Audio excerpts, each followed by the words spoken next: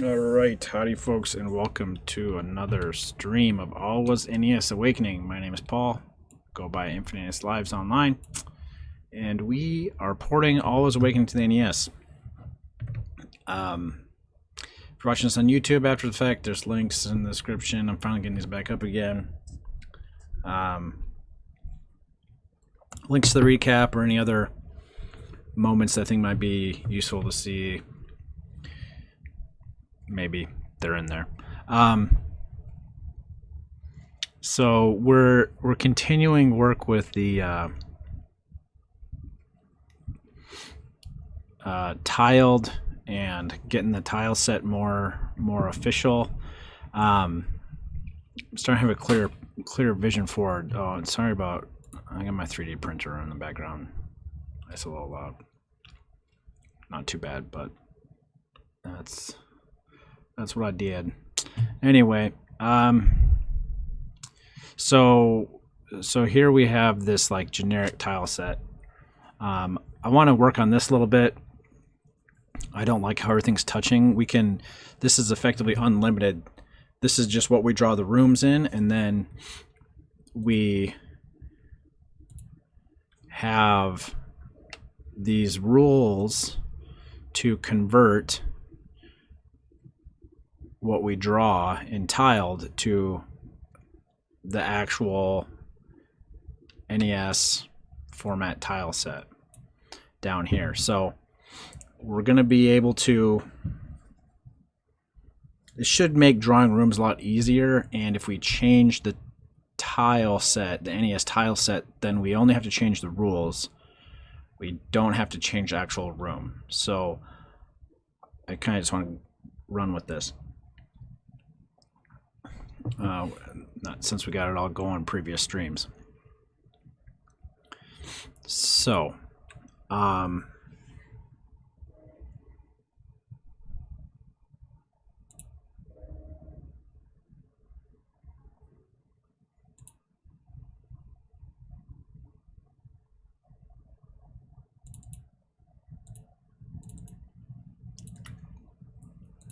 this is the, I do have, well, I'm not going to really get into that. We'll get into that shortly here. So we have,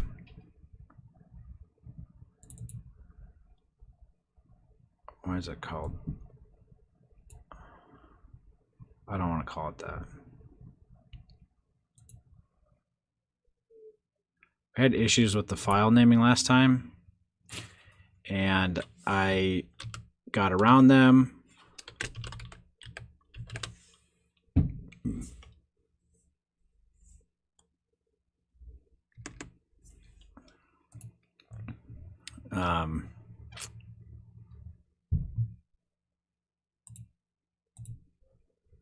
Anyway, I got around it. I think the issue was I needed to close things out and open again. It couldn't find the auto tiles PNG because that got moved around. I'm not sure.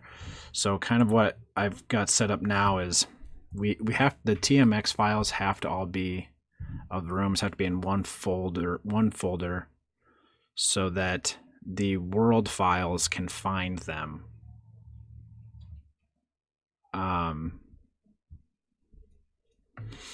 In one spot. We couldn't get the regular expressions to work if those are in different files. Then,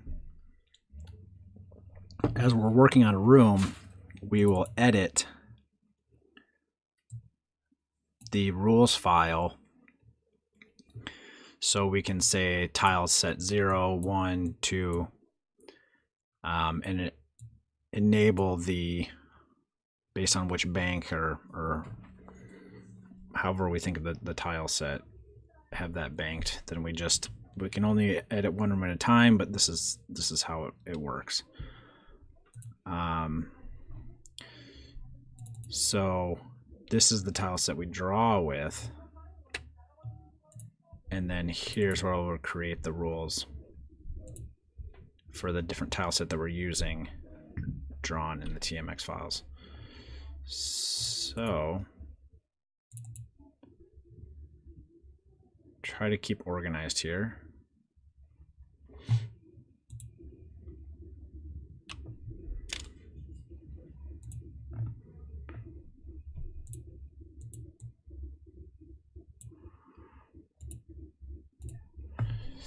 So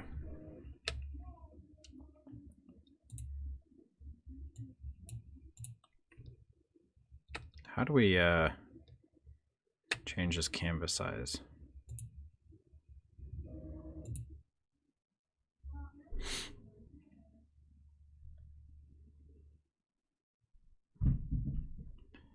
Let's set this to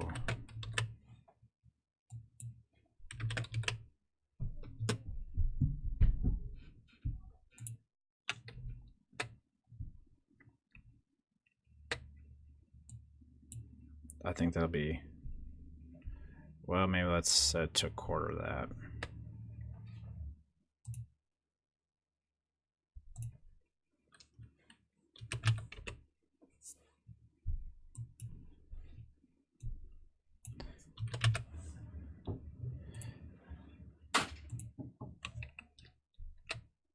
Okay.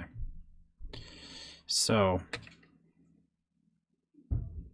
I want to have some space here. These don't need to be touching like this. Visually, I want to have them broken up. I really don't like this gray. I can't recognize things. I need colors. Where's my grabby square block thing? Oh, I already had it. All right. Oh, let's see our grid. Show grid.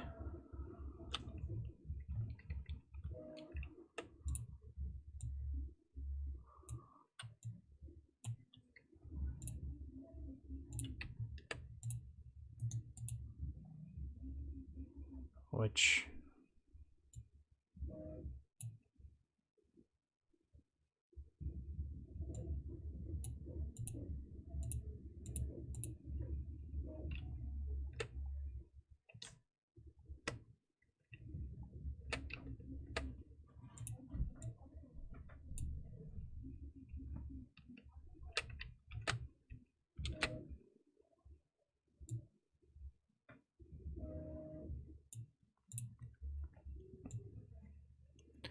I don't know if I actually need this.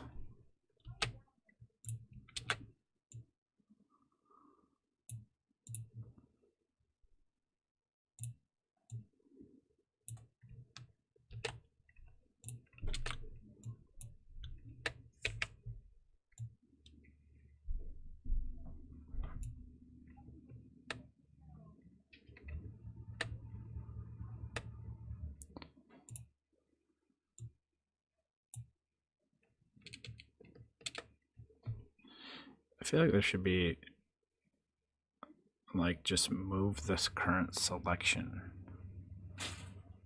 Is there, I shouldn't have to cut, paste. Is there,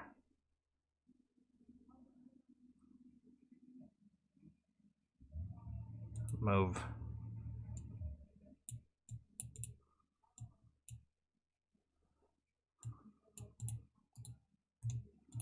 Like, it doesn't work. I don't know what I'm doing.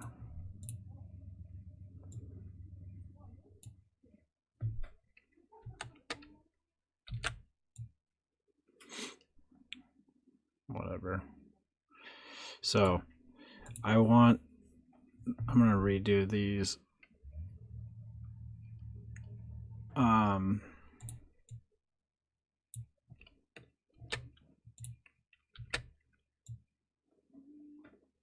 Oh, it's outside of.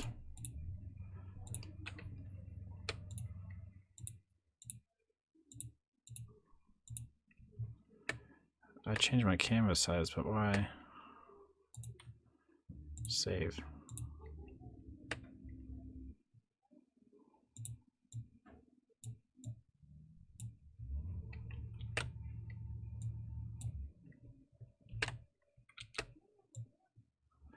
How come, what's this? I changed the canvas size, but why is the,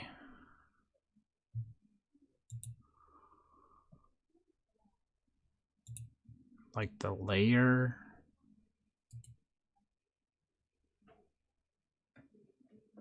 Merge visible layers. Expand it as necessary. Merge.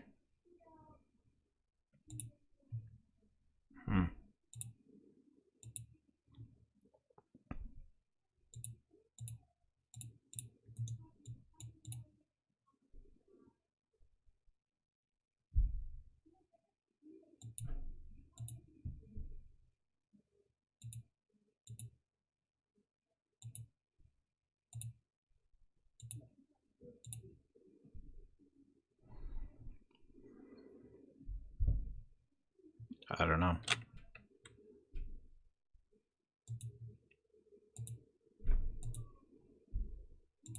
Export as auto tiles, PNG, replace. Export. How big is that file?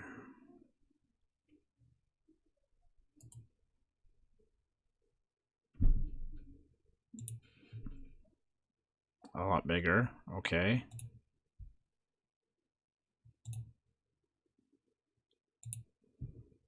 What is this yellow line?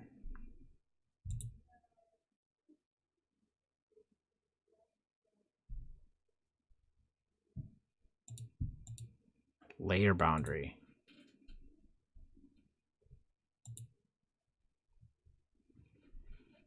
Layer boundary size. Adjust layer to image size. Resize. There we go. Okay. Sweet. Figured it out. Now.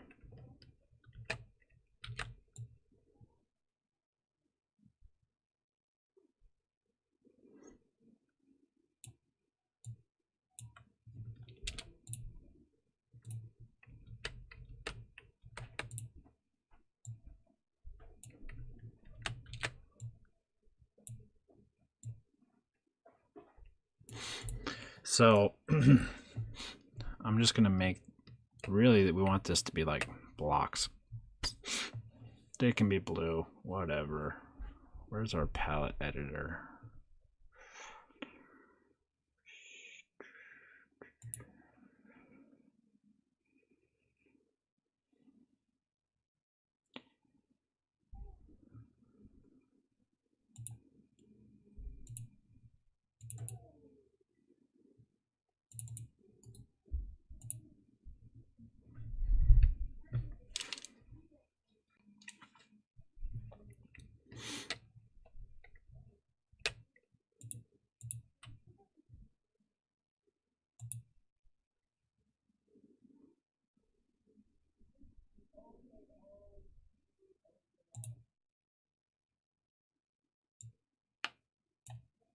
Doing 1.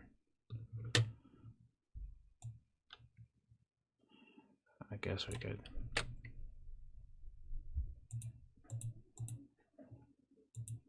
No.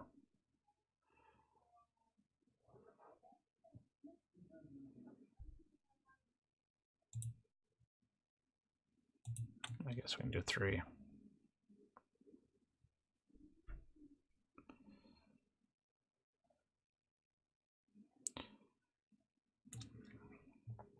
So bricks.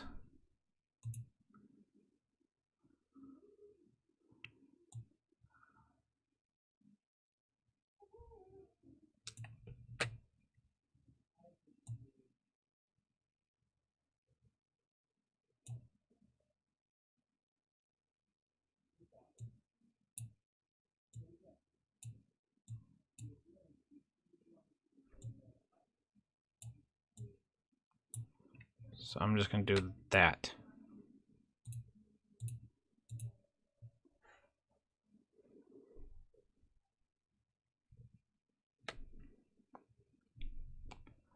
Pokies.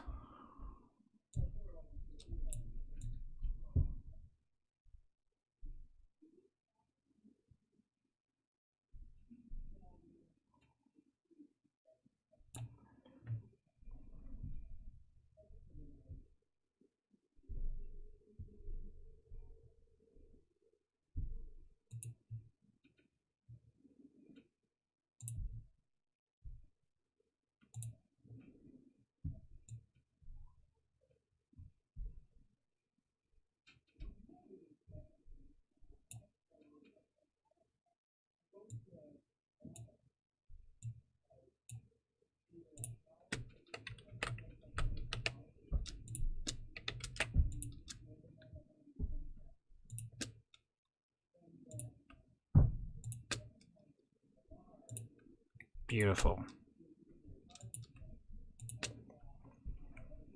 I can pixel art.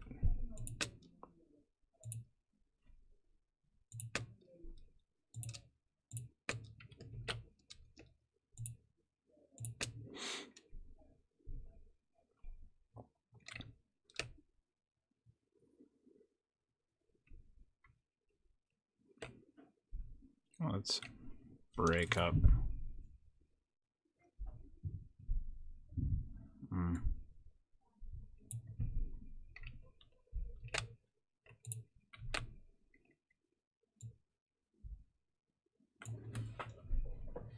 Check something real quick.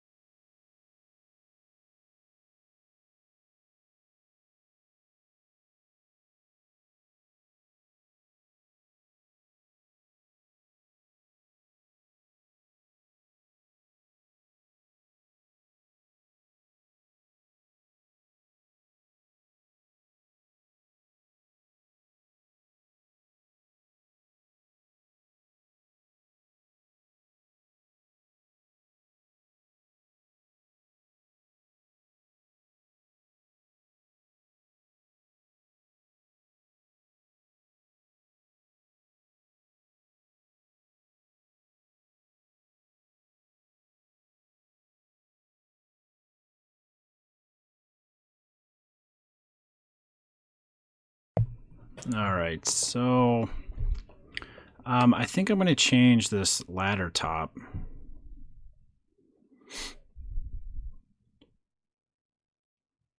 to really, part of it is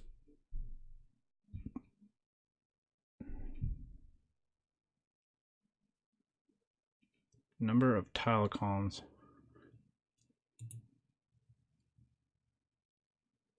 That broke things. Oh, because we moved things around. That's fine. Okay. Hey D-Rocks, we're working on the tile set, putting to work our auto mapping.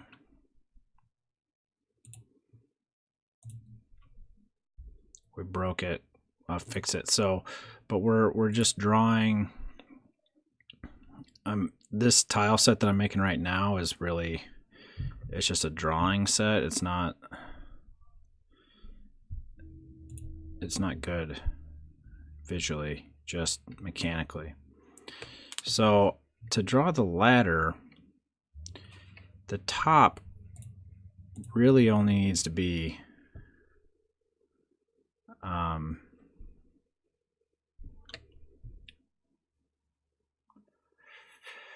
well, I guess to some degree it doesn't really matter. We can think of this as a set of 4, or I guess to some degree we don't have to. We can, but not required. So we'll just leave it like this. But I'm going to change this background to black.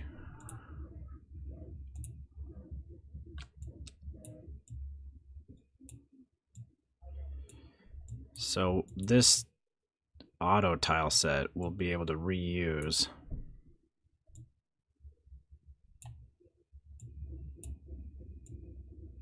This should not change once we get it defined. And then when we make our complex shapes,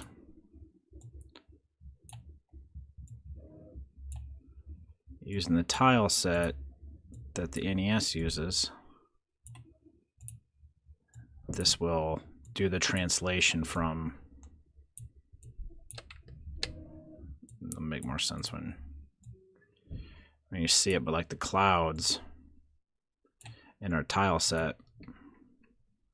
So this, I always want to see the grid, just always show it to me. So this left edge of this cloud and the right edge, these two join together to make a smaller cloud. Reuse those tiles. These edges also, here's a medium cloud, but these are meant to be the edges. So reusing some tiles, but drawing though, using, grabbing those individual tiles where they are is a pain. The NES doesn't have a hard time with it. It loves reusing stuff, but as we draw stuff, create the rooms, it's going to be a pain. Get the level stuff done, or, well, we, find my paint bucket. Here we go.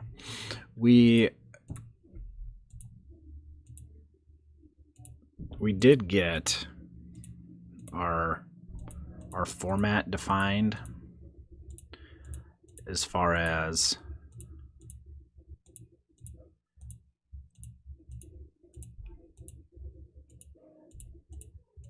supporting a level with multiple rooms and moving around. We got all that working, but we never got the translation from drawing multiple room, and we can draw multiple rooms in tiled, but the connecting the exporting from the tiled format to the NES format we haven't really done. Hit some snags, and then like the tile set being ambiguous, so fluid, made things challenging, and so we started moving down this road of a more final tile set. So let's save this, export. Okay, here it is in tiled. All right, so now there's more clear definitions of what's where, but we have to fix our, so this is our rules.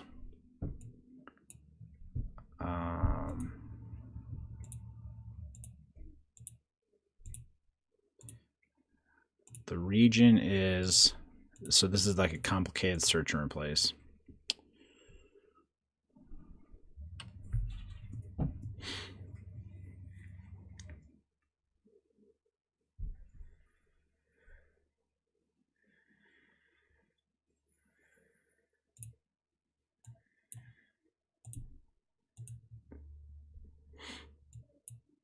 Okay, so there's the area that's searched. And then our input, let's just erase all this.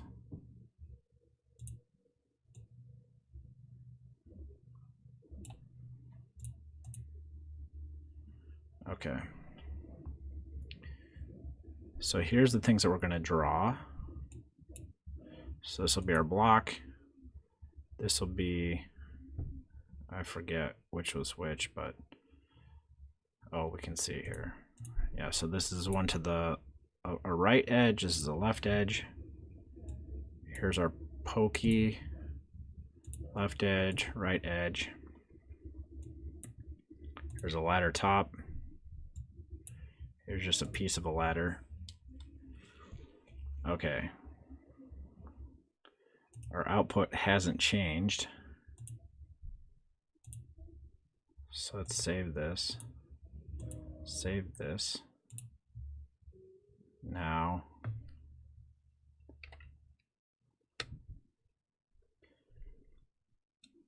we modified our tile set. So now it looks like this. We got space between stuff.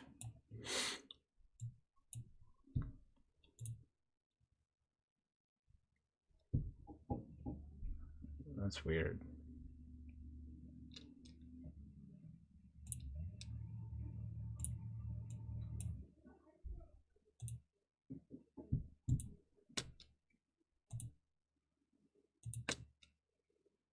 I want to fill with this.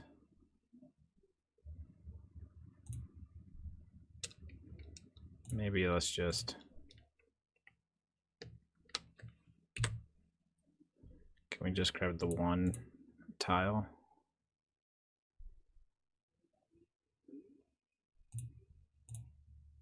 Okay. All right.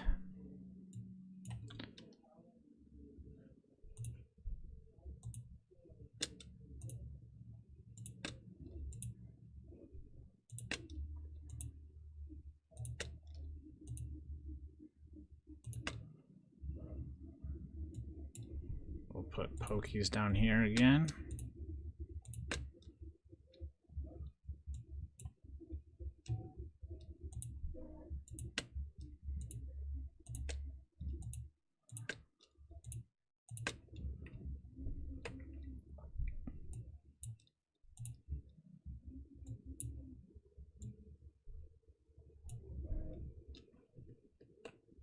All right, now save this and automap. I mean, it didn't have it visible. Okay. Huh, why is... What happened there? Delete this layer. Automap.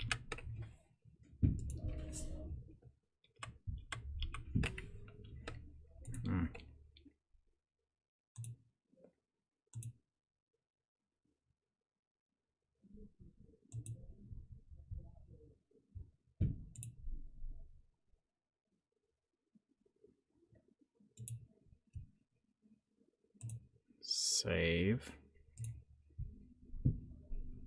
What's our current rules? 0.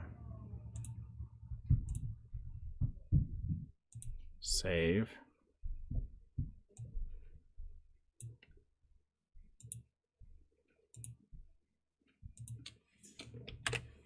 Why is it? I don't know what's actually happening.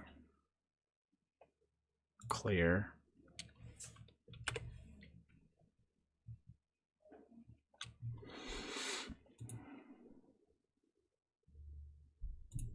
Let's close this.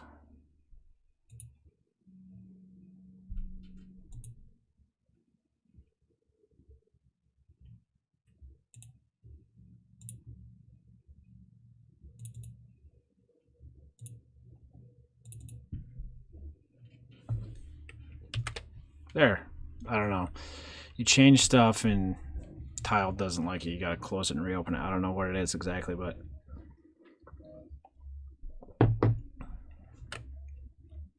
so you can see, you know, we only drew these left-handed bricks, and we didn't draw a different thing there because map-wise it's the same, but visually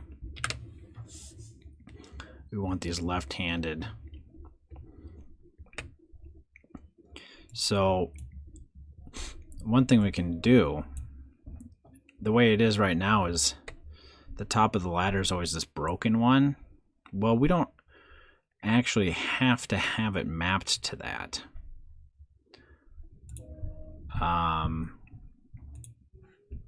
It does have to be tile 0, but we can change it in the source tile set. Part of me says that debugging purposes it would be easier to keep it that way, but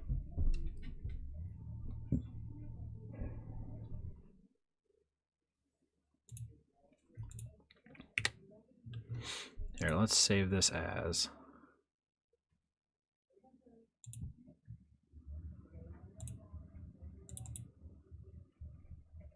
in our actual tiles 0.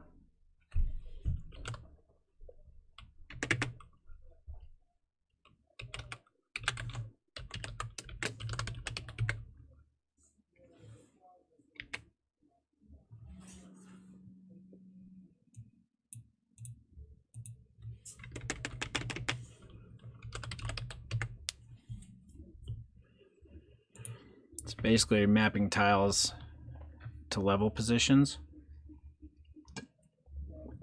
Well, I'm not sure what you mean exactly, but so I mean, maybe if I kind of explain the challenge of the NES here, it'll help explain a bit.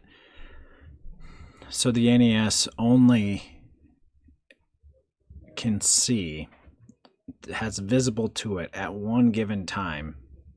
Well, I'm still not sure I completely understand.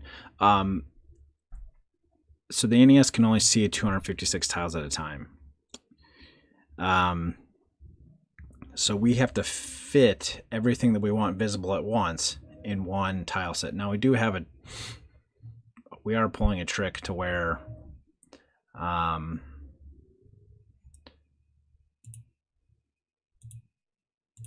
we have a different tile set for the heads-up display. We're doing a bank switch right here using tiles or sprite 0.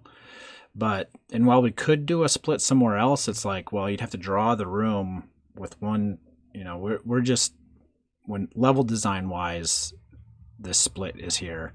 Here we're drawing the room.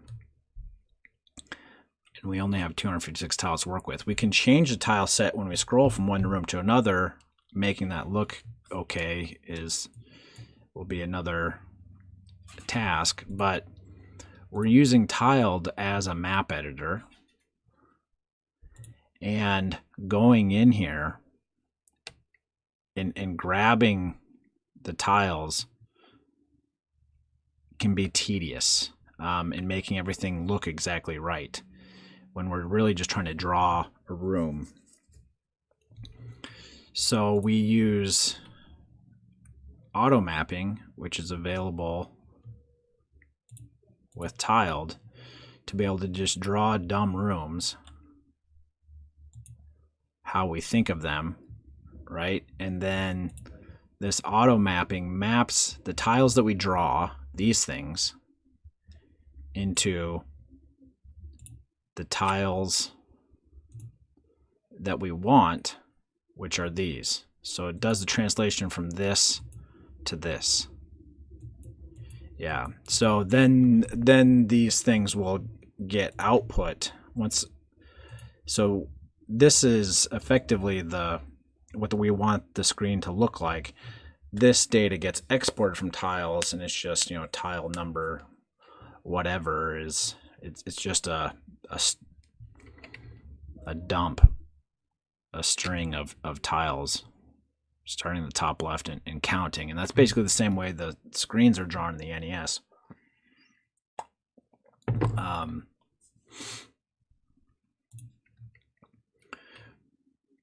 So here's part of we use this broken, the way that the collision detection works in the game. The tops of ladders have to use tile 0. It's just the way that I designed the engine.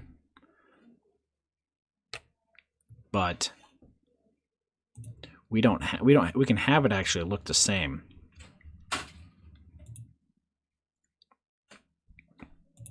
We'll need another tile, but okay, we saved this as tile 0. So let's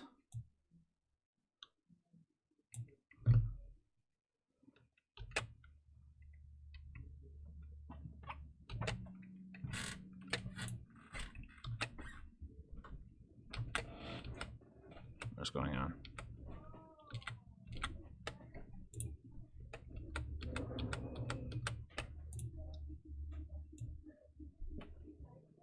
I'm gonna put this broken one here because these two ladders don't necessarily need to be visible at the same time.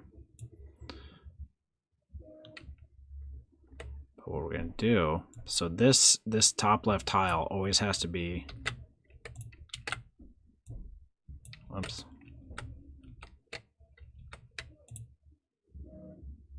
So this is the tile we want, and the top left. But we actually need this tile twice because we don't want tile 0 to be everywhere, like here, because this would cause collision problems. But we don't need to have, because only the top left tile matters for my collision detection. So what we can do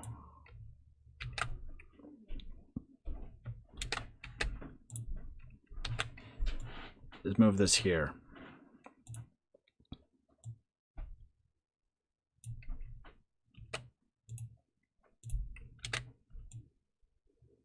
So we actually have the same tile twice.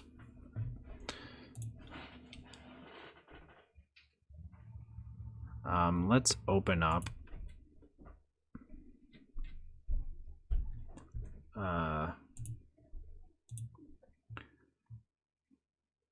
We have a set of source artwork tile set provided by the Eldon Pixels guys. Where?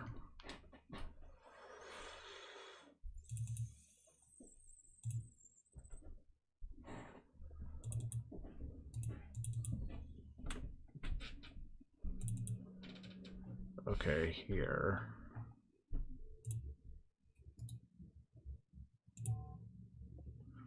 I'm gonna move it.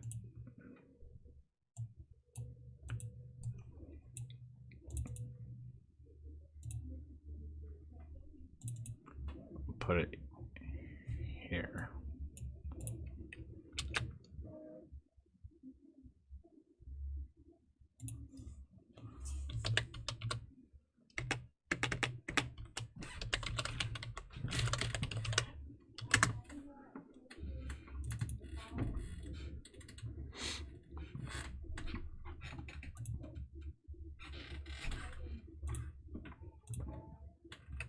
Extra large icons. Come on, Windows.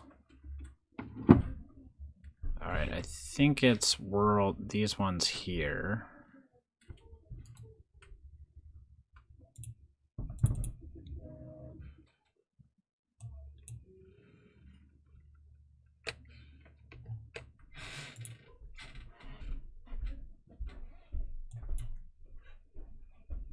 This one.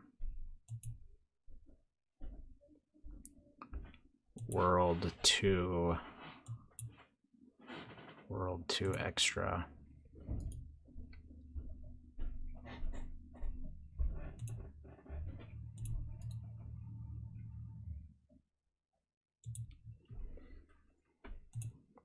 Okay.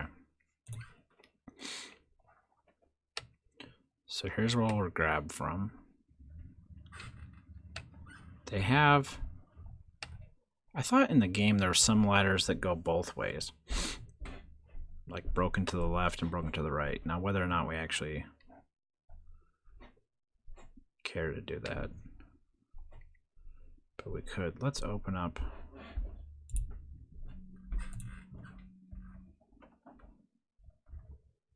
Somewhere in here. I think it's here. Here we go.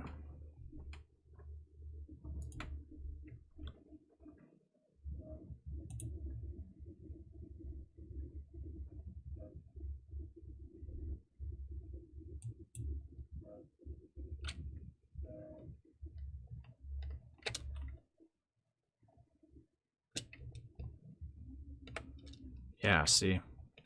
This one's broken one direction. This one's broken the other.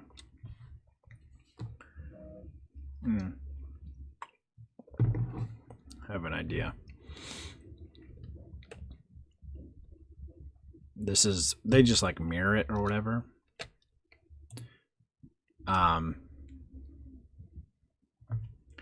What if we did this? So this other room, this ladder, right, is actually 4 different tiles to get this shape.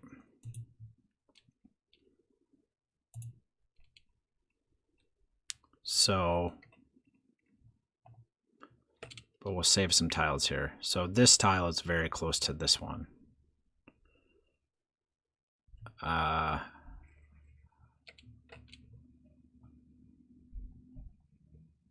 This is just what we're going to do for now.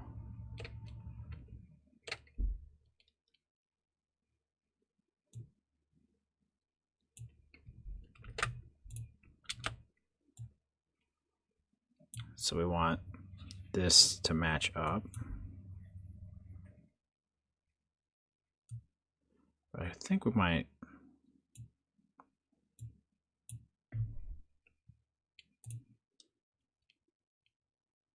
Just thinking about moving all these other ones down.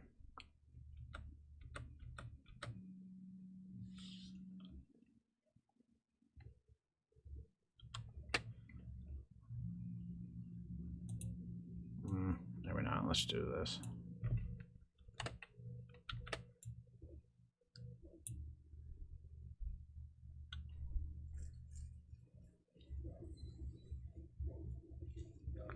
I don't know. It doesn't look near as good.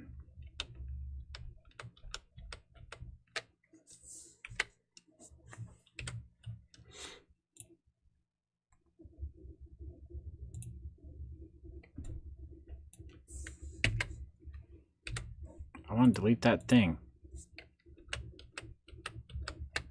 Whatever. Okay.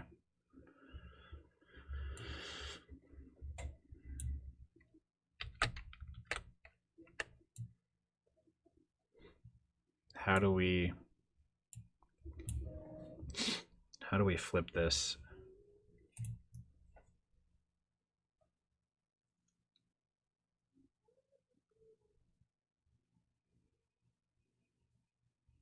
There's got to be a way. I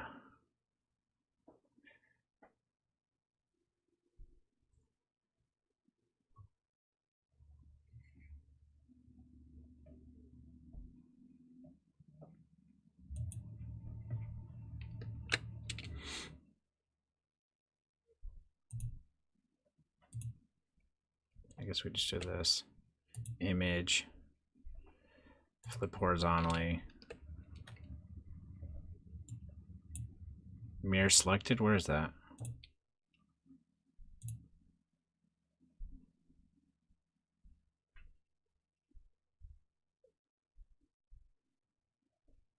I can do the...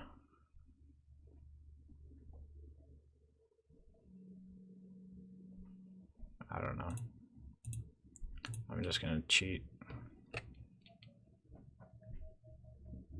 Yeah, I don't know. Copy this.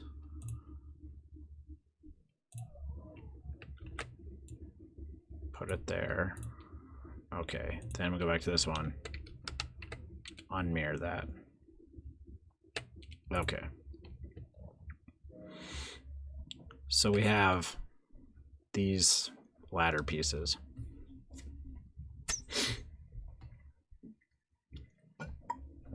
Tiles. So let's save and export as.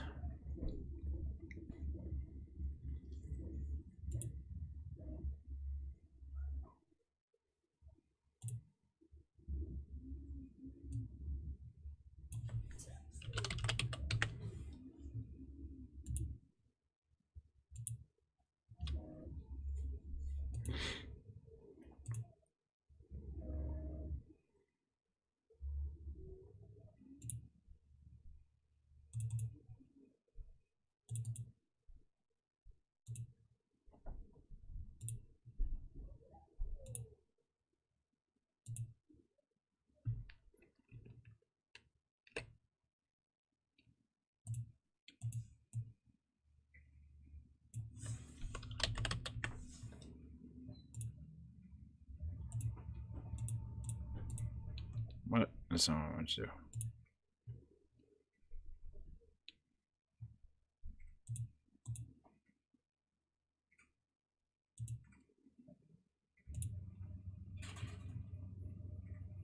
Just save that. Close it. Okay, there it is. I think we can go edit. Here it is again. Our palette custom property is still there. It's still called outside.tsx. We called it tile 0.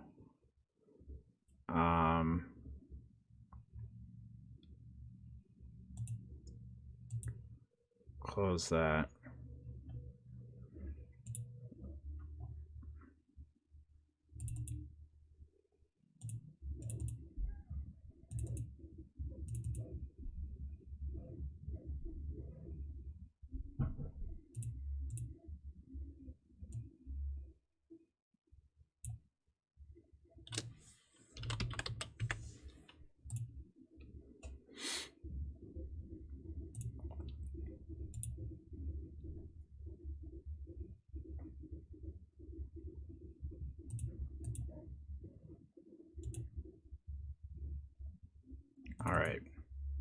Now I can't find this stuff, so we're going to tell where it is.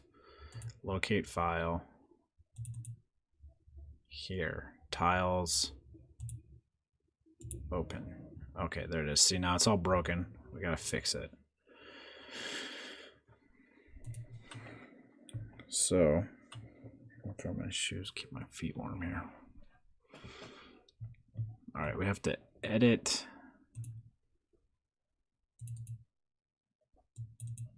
this. So we're going to change the output layer. The input layer is not actually going to change.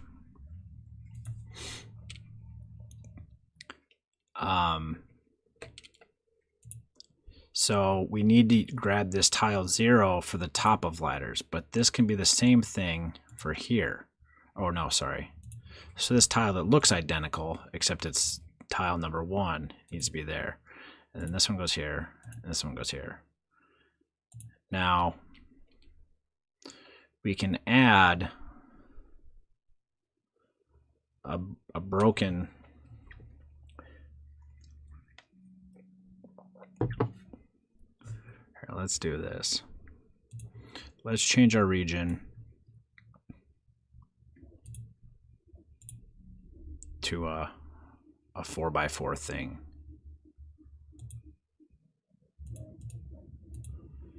Because when we're drawing those other rooms, well, and we always need to draw as a meta tile. So anyway, let's keep it like that. So the input, we'll draw this. We'll draw this. Output. Yeah, so this will be the top left tile here. But then everywhere else will be this. This will be here and here. Now, I guess when we were like inserting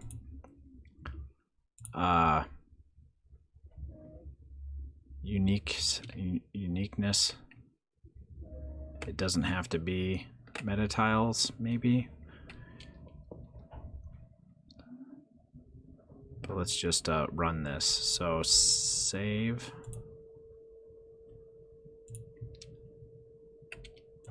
Delete this and auto map. Oh, what did you not find? Tileset, locate file.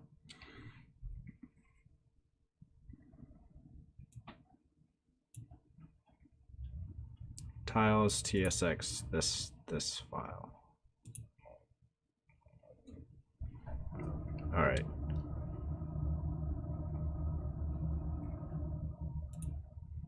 That's right.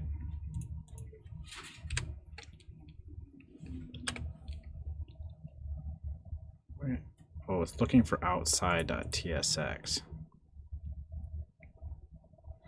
which doesn't exist. Outside. Delete that. Why does this do this? Welcome to the chat room. So would a mirrored tile be part of the 255 tiles in a set? Well, this is our this literally is our tile set. So if we the background can't be mirrored. There is no mirroring on the background for the NES. The tiles are not now for the sprites. You can flip sprites horizontally and vertically, but you can't do that for the background. So if you want to see one the other direction in the background, you have to literally have it in the background. I think that answers your question. It's still in use in the map. Yes. Delete it. Okay, so we only, because it should only need Forsaken Valley tiles 0.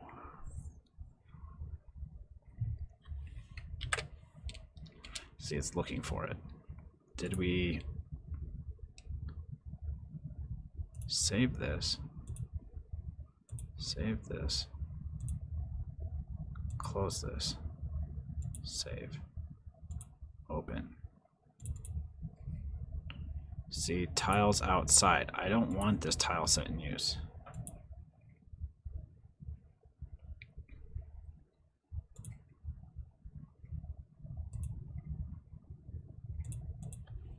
delete that. Automap. Why is it looking for that though? Because I'm using tiles 0. Oh, look, the file says tiles outside.tsx.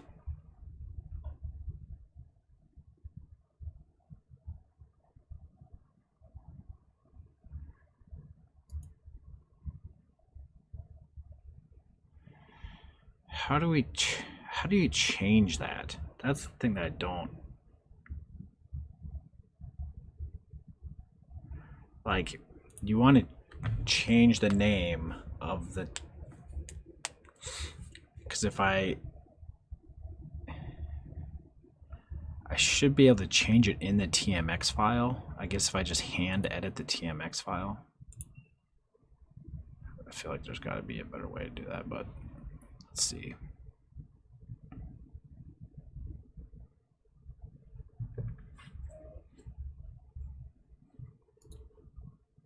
Edit with Vim. I know what I want. I don't know how to. Here, so tiles 0. That's the file that I want you to look for. Okay. Open TMX file. Okay. Tiles 0. What does it say? Okay. That's how you do it. Manually edit the file. I don't know. Maybe there's a different way of doing it. How am I really dropping 8% of my frames?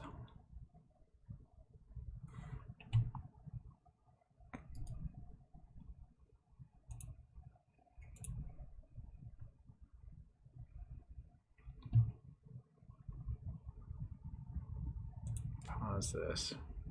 Pause this. Let me know if you guys are having problems with the stream jittering. Yeah. Turn some stuff off. Why is it always Wednesdays?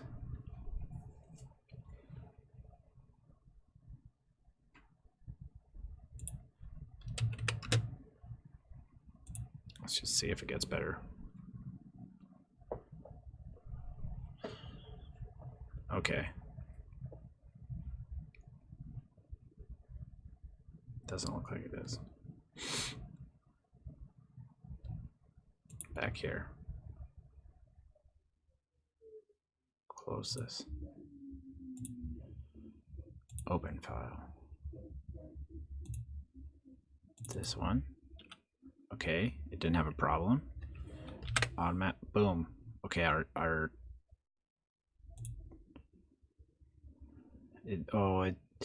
we need to draw with our meta tiles. This like that.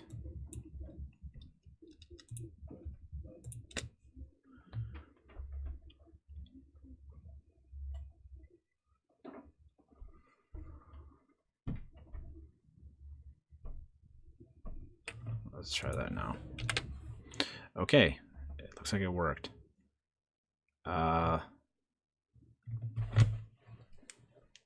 Now, visually, it looks the same.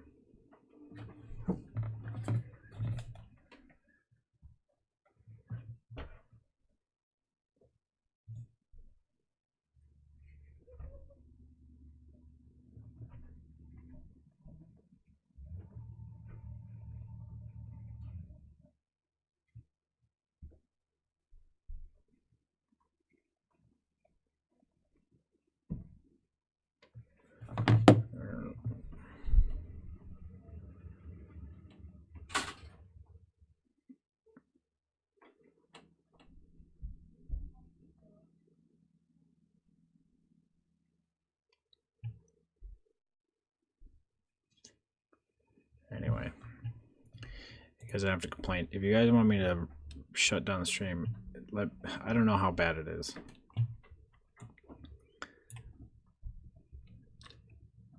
Let me know. I can go back to 720p like I did last week.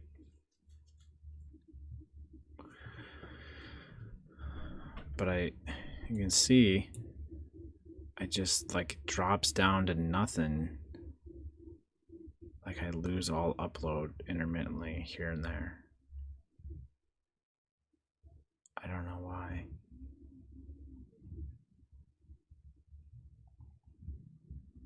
I think that's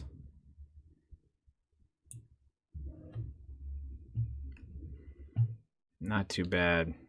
All right. We'll just see what it hasn't started. I think it complains to me when I get to 10%. I'm like 9.7 and crawling up right now.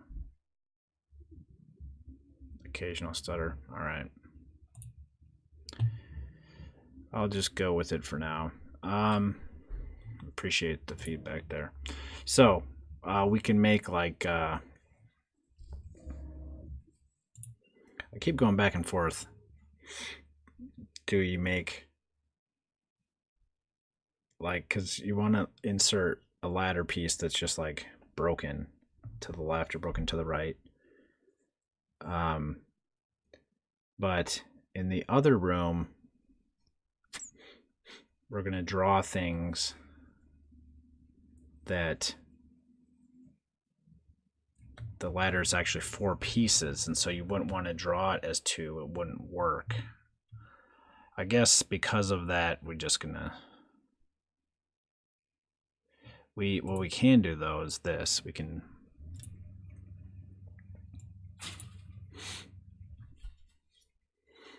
make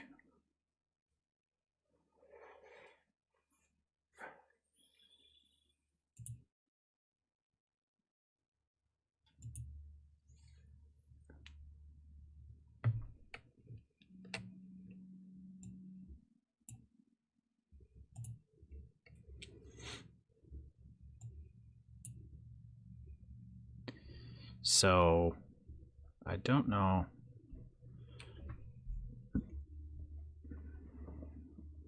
how this will work, if it needs to be those or visually it's the same. I think we have to do this. So a top piece, a bottom piece, they'll still get mapped to this. I don't have the region defined.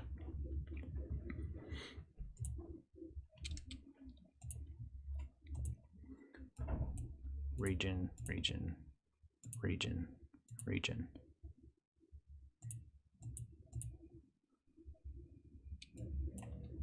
Top,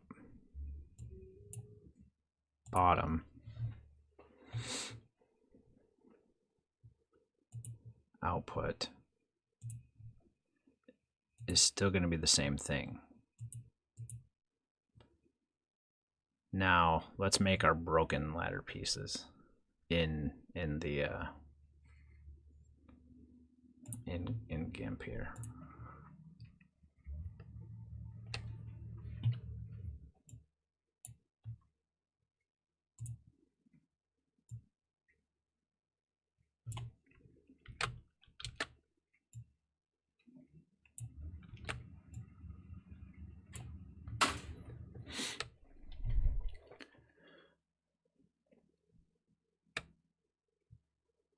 So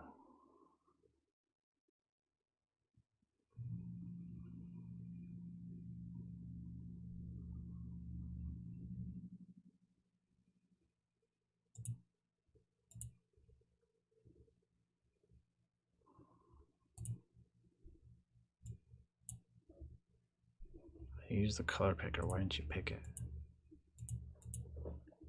I'm not.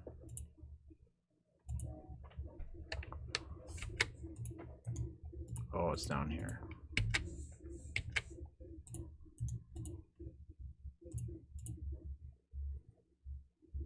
Okay.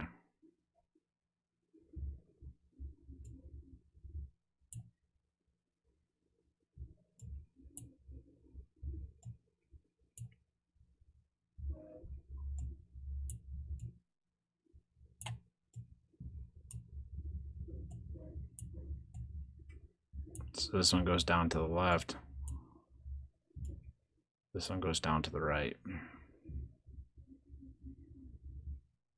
and we can just make it super ugly.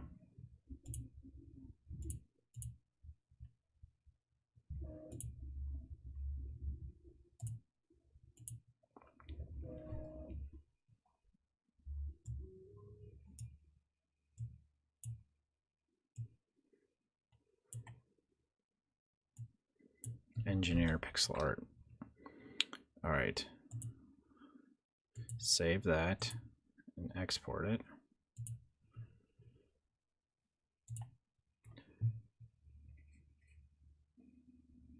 Yeah, it's getting worse.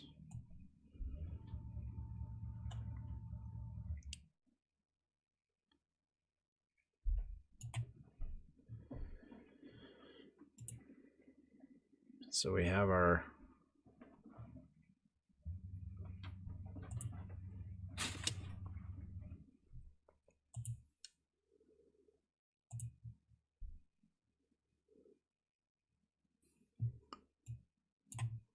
input, we can draw bendy.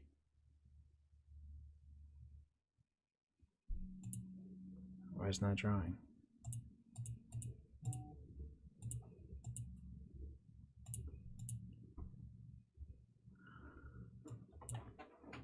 Save this.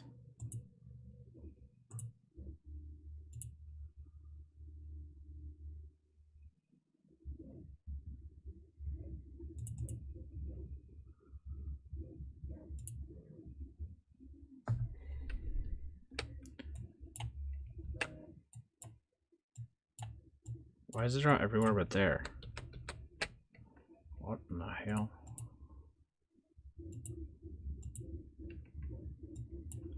These. What is going on?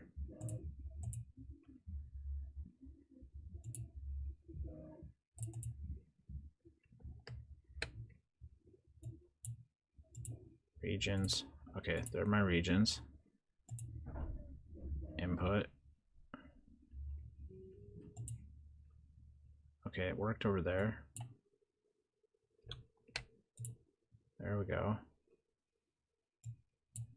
This is the top piece. This is the bottom piece. This is mostly just for search and replacing, matching this with one of these. Doesn't matter if it doesn't have to be the top or the bottom. And then our output.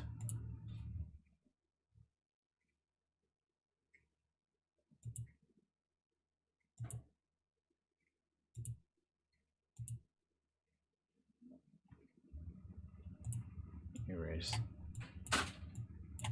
Whoops. I'm on the wrong layer.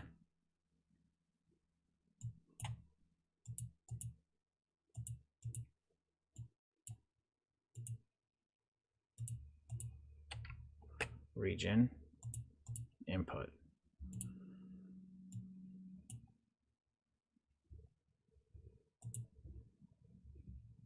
Input.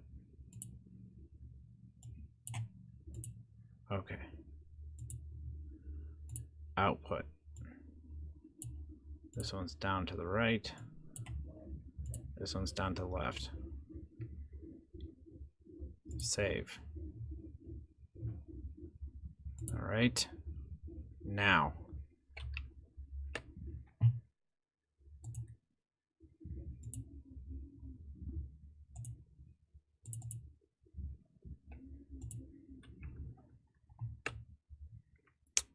What file is this? autotiles.tsx.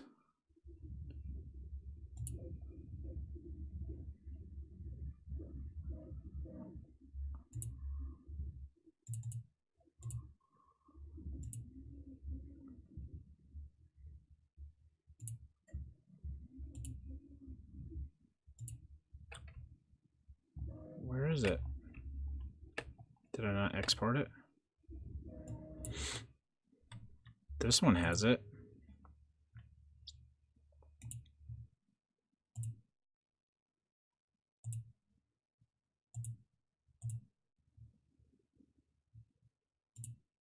There it is. autotiles.tsx. Save. File. Save as. Tiles auto. Auto tiles.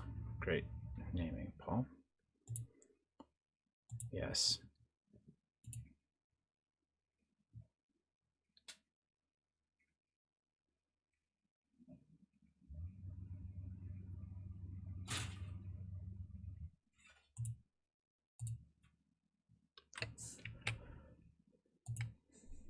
Open.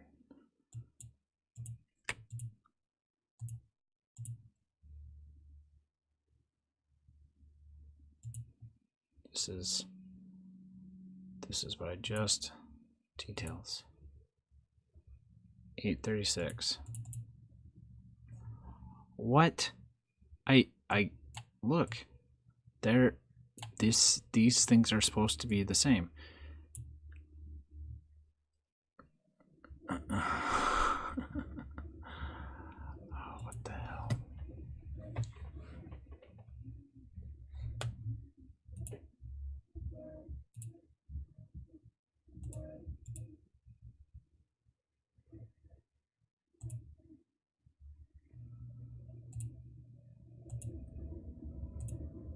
Open. Auto tiles. Tiled Forsaken Valley. Tiles auto. 836. Okay. Open. 836. There it is. Believe me now? Okay.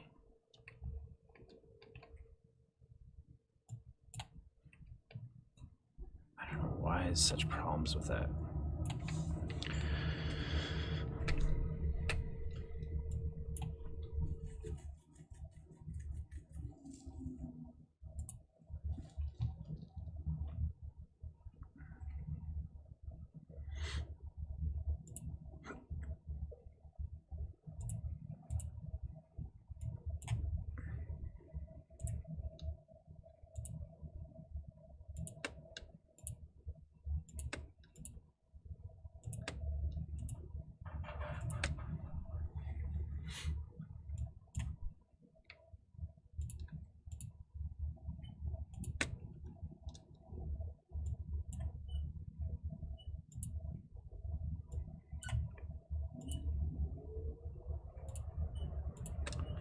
Okay.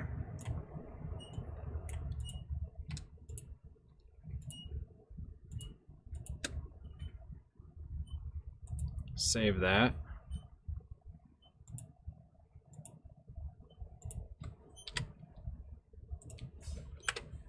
Okay.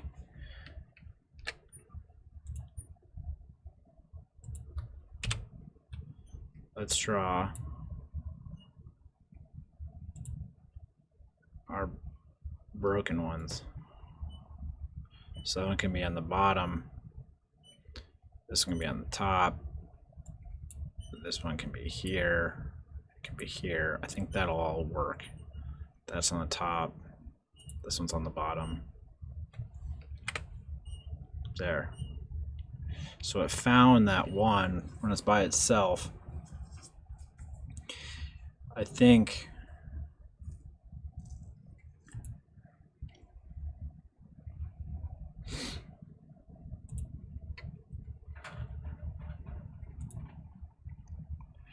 we could do another one here, right? I don't know. Region looks like that. Input looks like that. Output still looks like that. My 3D printers freaking out over there, I think.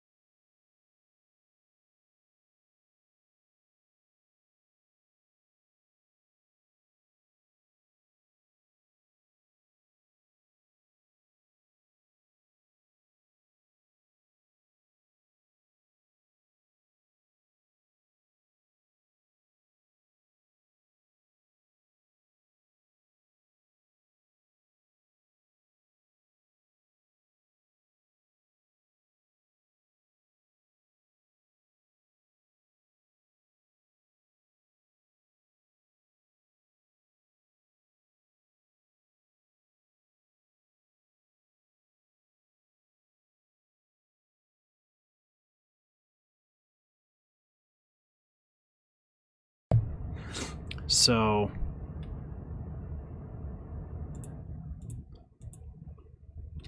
we just have both. Why not? Save that. Now here,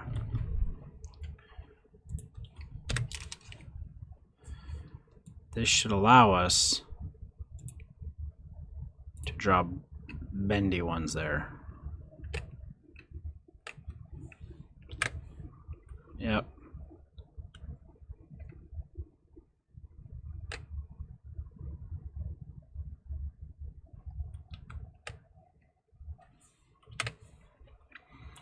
So that's really what this auto mapping is getting us, is a relatively easy means of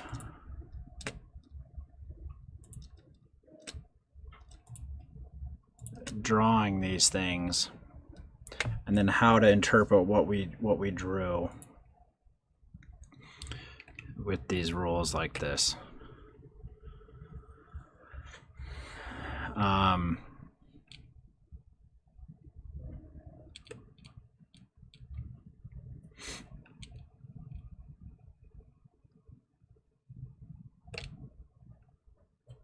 We need some, I'm not sure how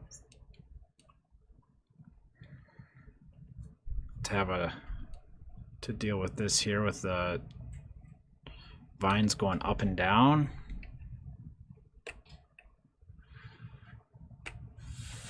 I guess if there's a vine above and a vine below, then that one goes in the middle. Let's try to make that rule. Here we said if there's just any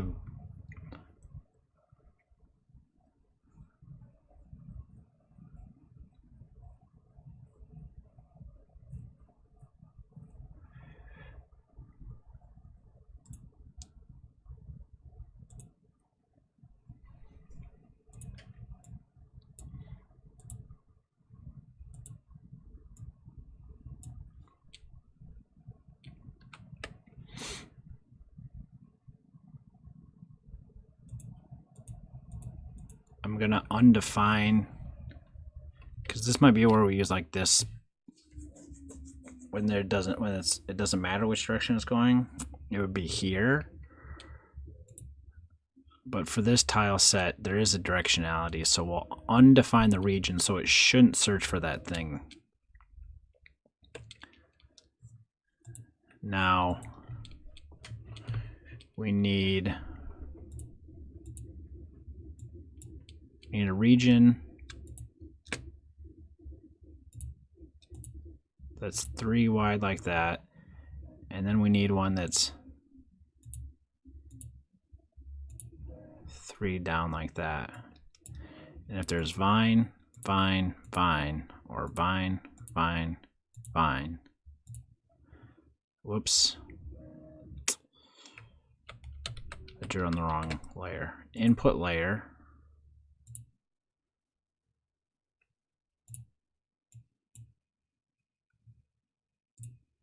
Vine, vine, vine. Then our output layer is going to look like this.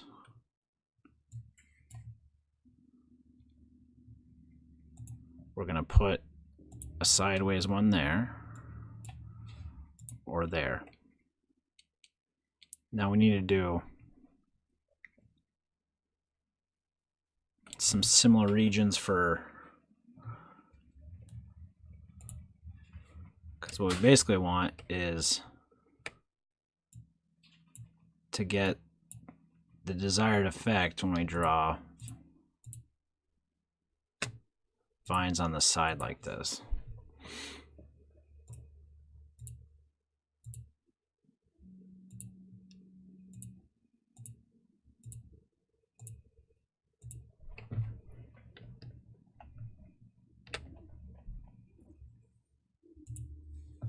Because right now, see, these always go down.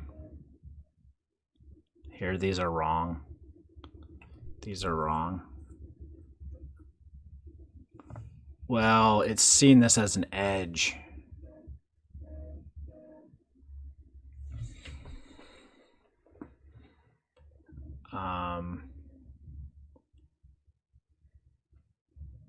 Did we finish this though? Yeah. Oh, so it's this rule. This rule works.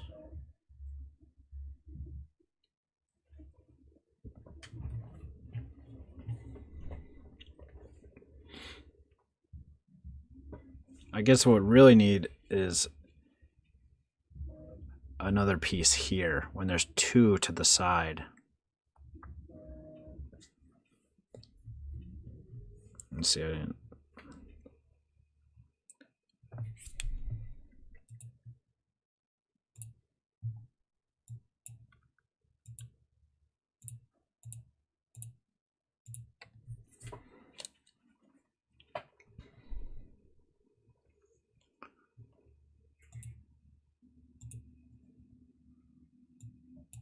So when we have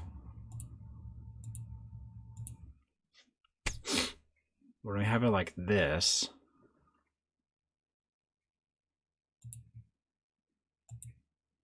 then our output,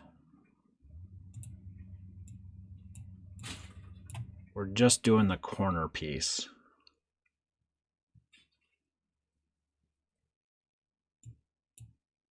It's gonna look like that.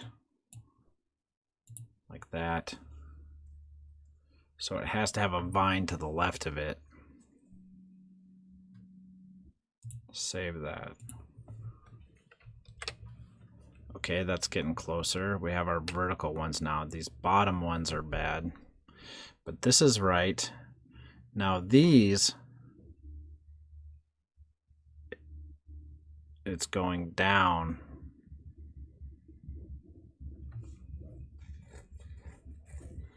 I guess the reality of it is there needs to be something here to cause it to go down. See, we just need more space.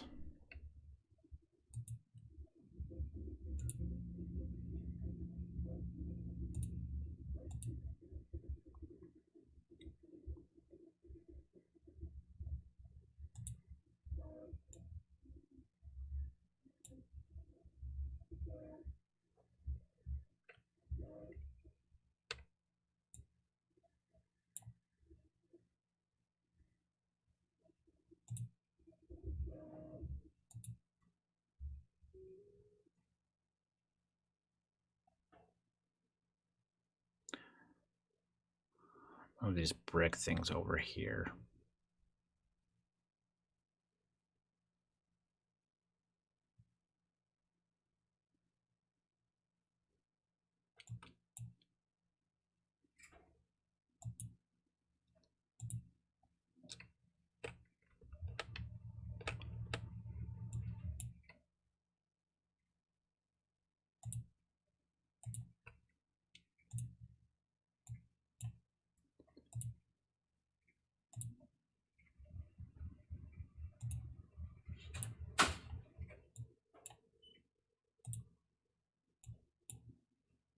That.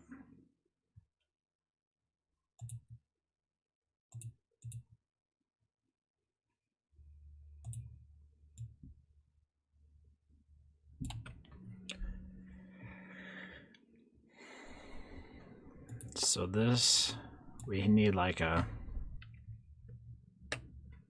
so this is the vertical sections. We basically need all four things.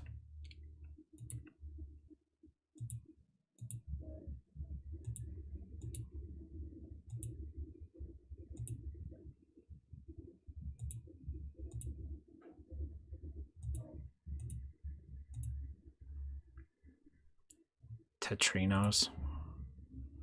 Okay. So that's the region. The input layer. is going to look like this.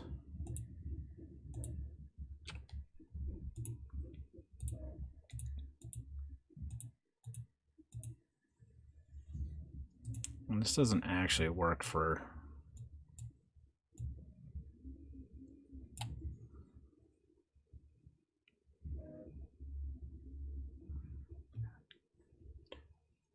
I don't think this will work for the edge of the screen.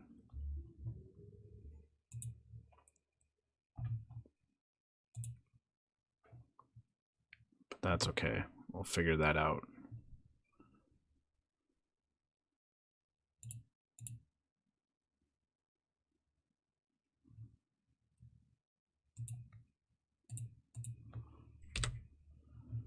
So if we have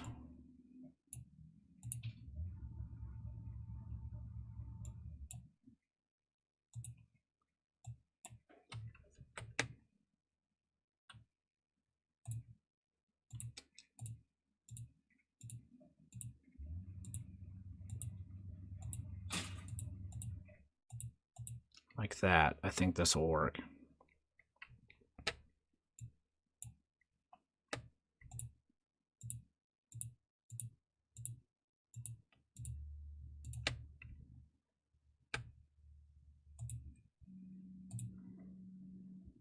Okay, so those are all of our inputs. Our output.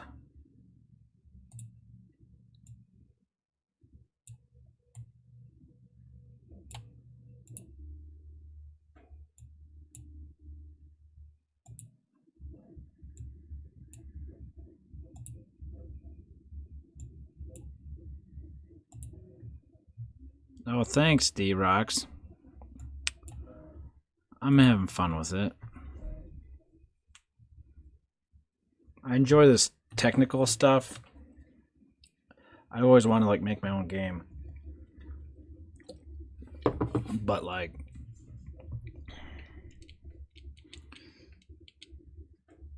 doing all the art, the game design, the level design, the mute, like all of that stuff, managing all, like I just...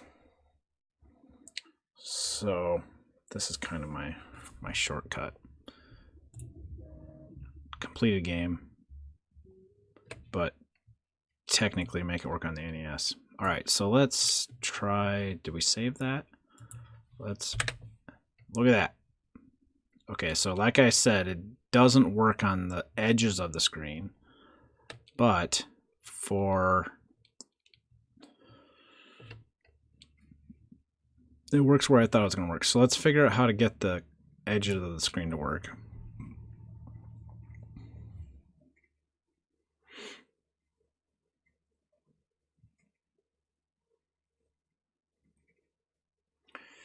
So, like, let's just look at this one right here. So this bottom left turn, it doesn't work. This is the one we want to hit, but the reason it doesn't work is because this region is defined right here. And so it's like...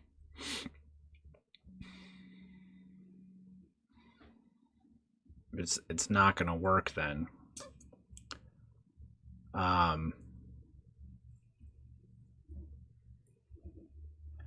But as an input, we say a vine is there. So what about this? If we say, if we define the region,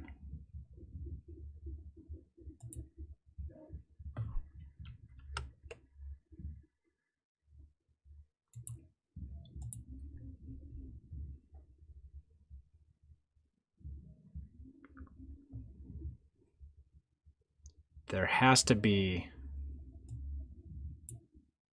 something here.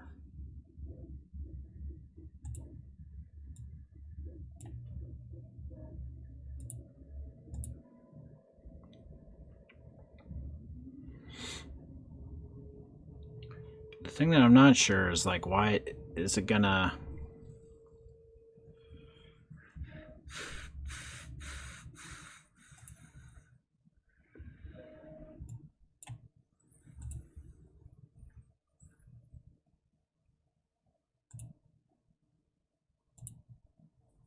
but I think maybe it'll search, it'll hit these rules first and then it goes down. I'm not sure about that.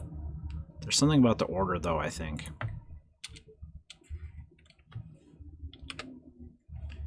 Yeah, see, these ones hit.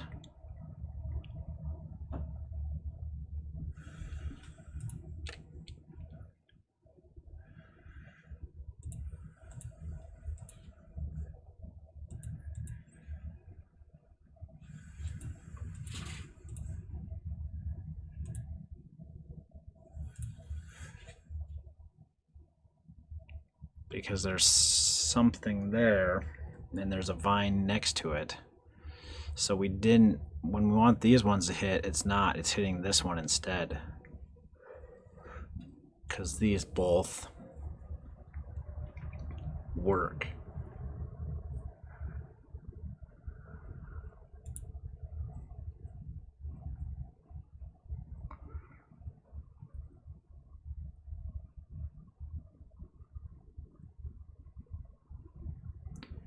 Let's, maybe it's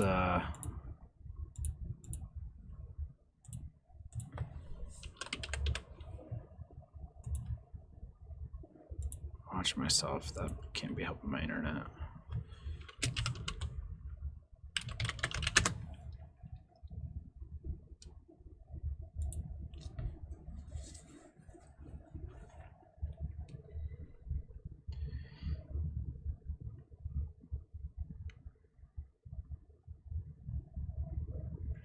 Hey, Jungle Joe.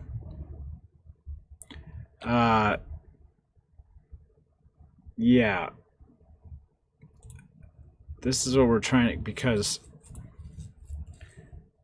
I don't know how to define a search that's different between these and these. I guess what it is I want, the only way that I can think of is these ones hit first, because these did work.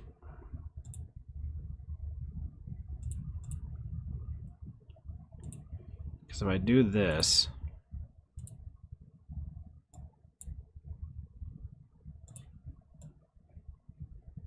if I undefine this,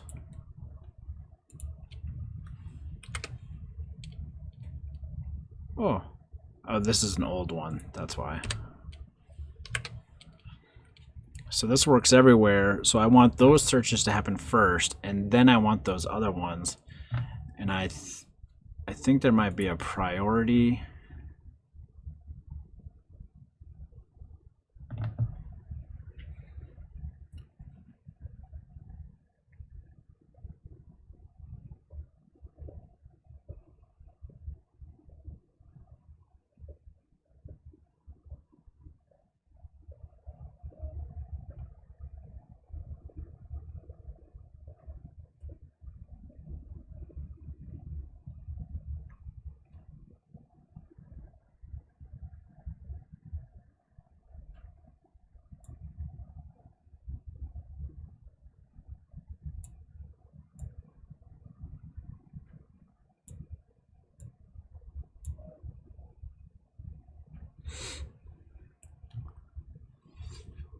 That's where I'm looking. So let's try this. I don't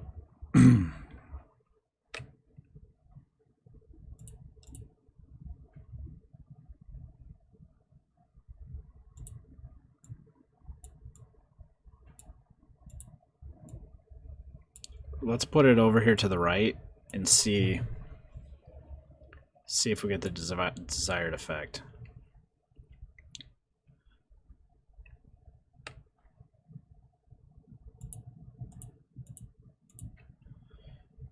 Oops, that's the wrong layer. So region,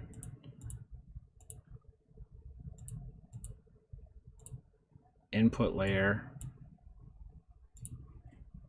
We got two vines like that. I keep drawing on the wrong dang layer.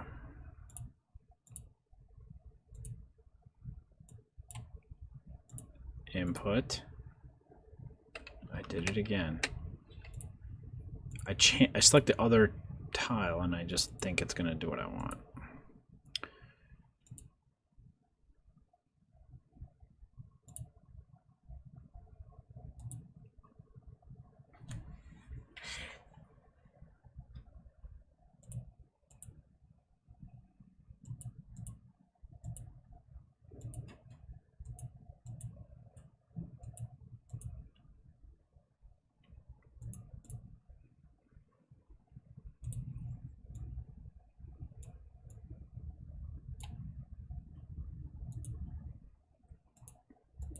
Okay. Save that. Trial and error. It still hit those.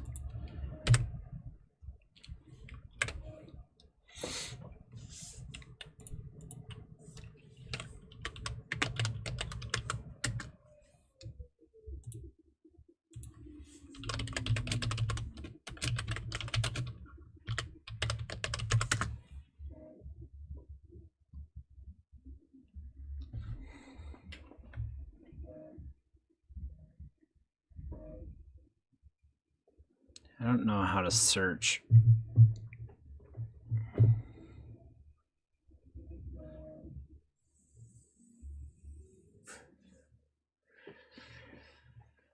Don't know how to search what I want.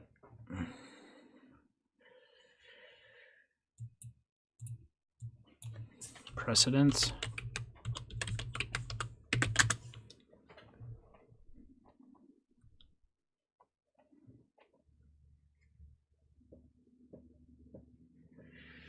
Wrap border takes precedence over overflow border. What are those things?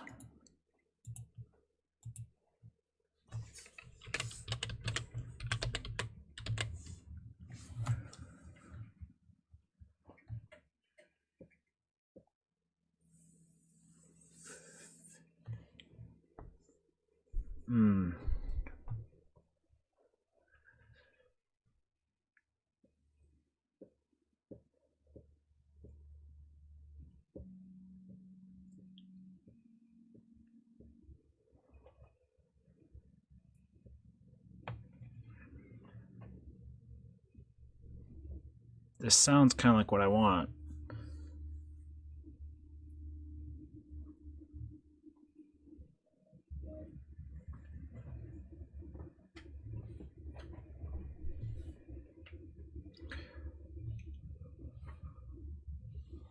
But I don't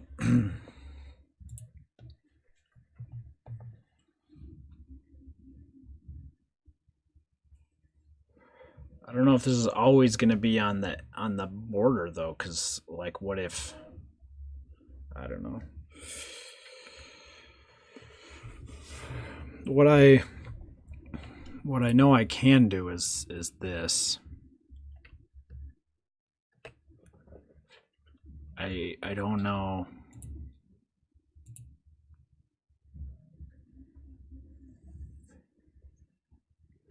It'll work for this case.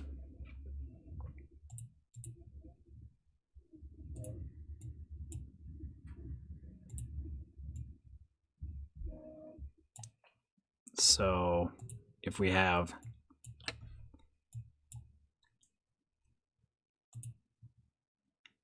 brick and then vine, right, then our output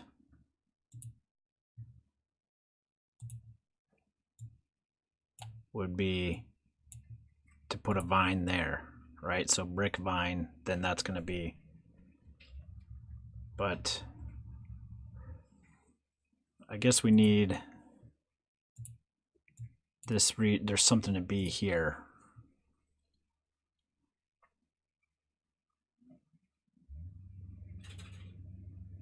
So this would match for the bottom, but not the top.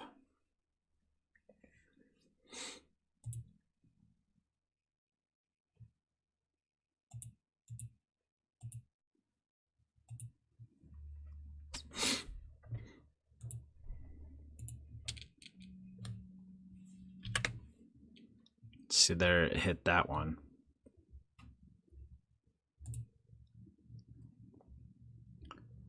certainly, I don't know if this is the best way to do it, but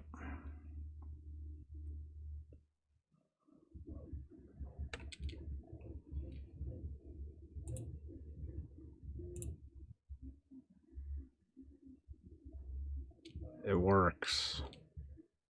But if there's not a brick there, right? If there's something else, open background, then we need another one for that case.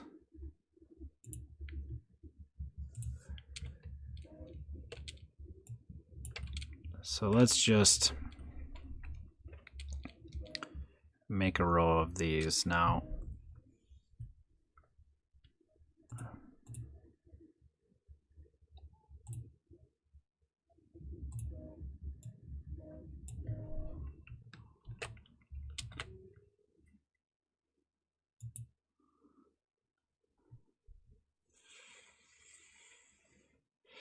Yeah, I don't know.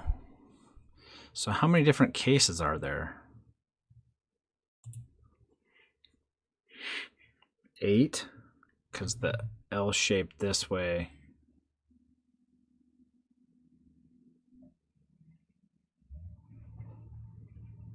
There's 8 different versions, I guess. Yeah, so for the top and for the bottom.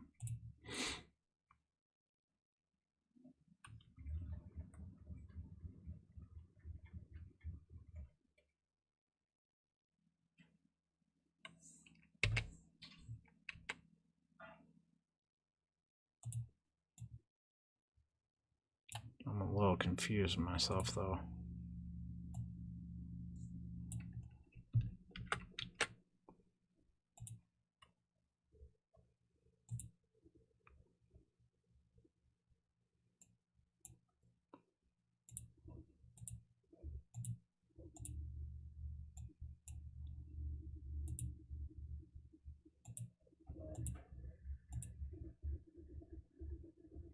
So this is the bottom of the screen, this is the top of the screen.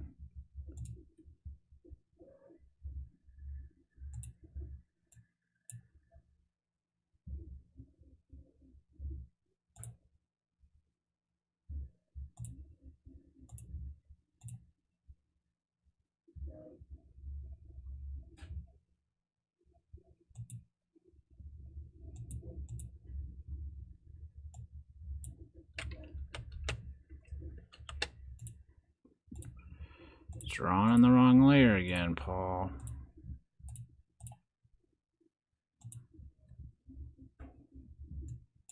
Okay, so bottom of the screen, top of the screen.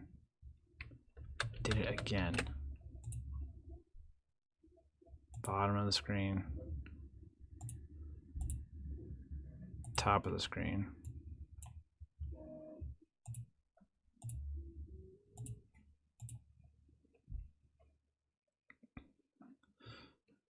So we also need ones for the sides of the screen.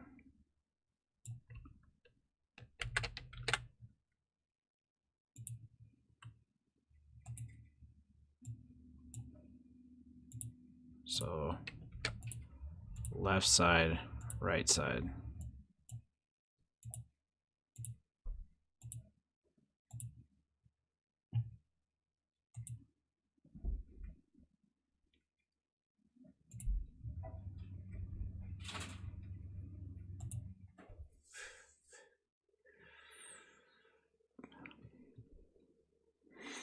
So this one's going to curl down.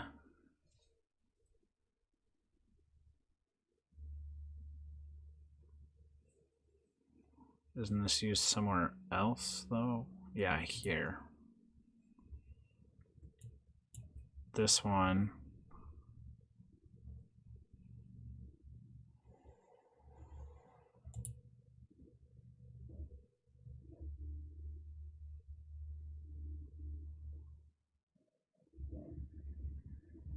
Where's the other place this hits?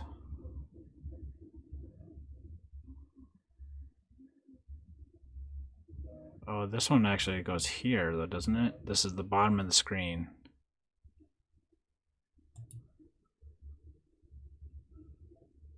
There and there. Where is this one? So I put it here. But it's actually here. Okay.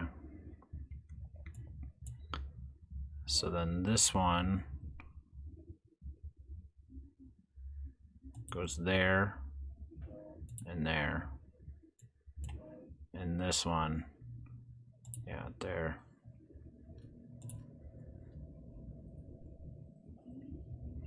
Really, it's assuming there's some other vine right there, I guess, but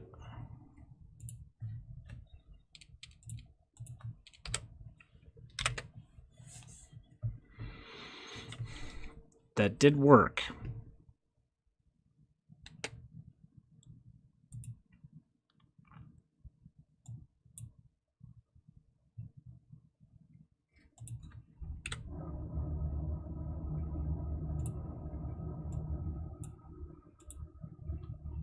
Hot damn. I don't know that it's gonna cover all of our cases, but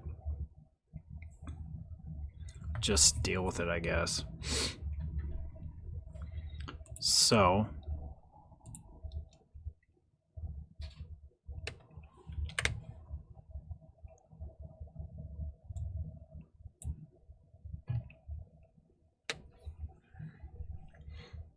oh, we need to our bricks on the edge aren't working. These ones. We messed those up somehow.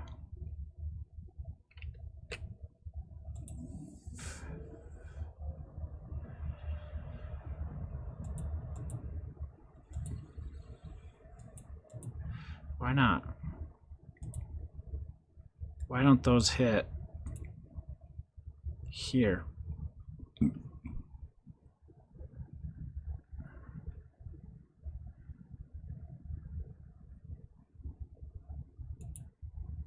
It's like this one's hitting first. It worked when these were down below.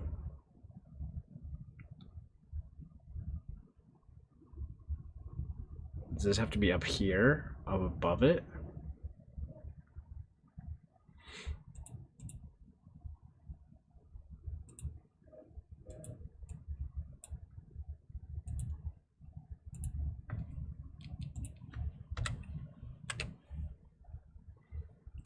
See, that works. I got priority. It seems like it's the other way around, though.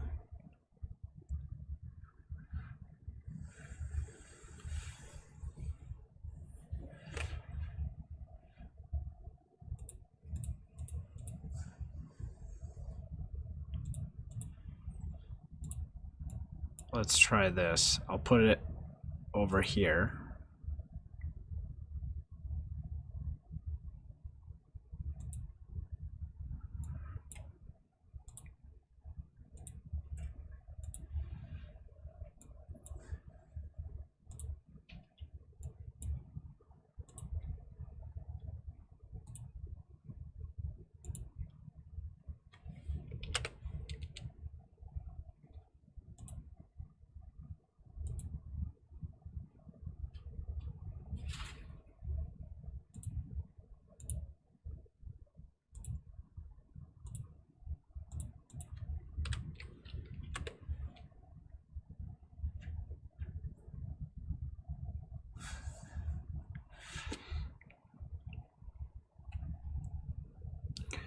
Well, I guess the other way to think about this is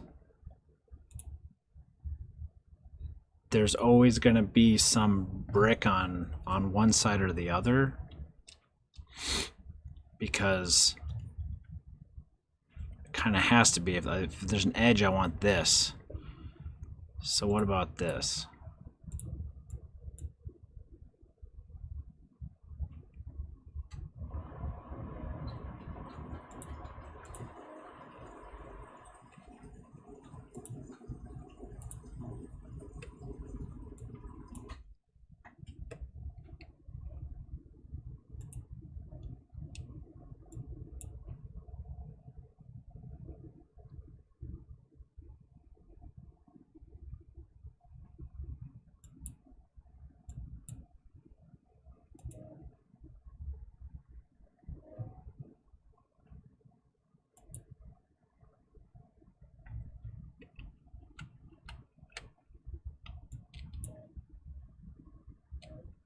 Well, this worked before, though.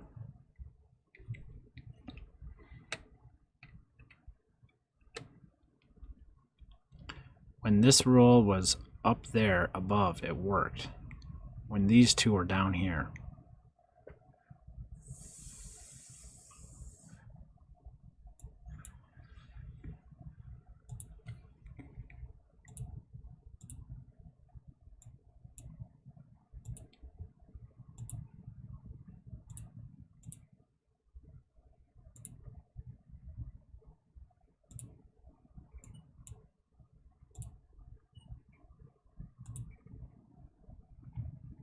Yeah. Yeah, this is all auto mapping. See, so this rule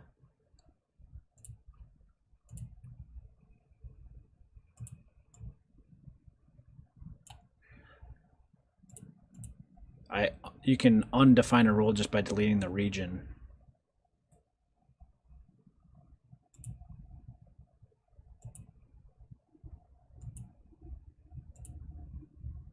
But this rule is the same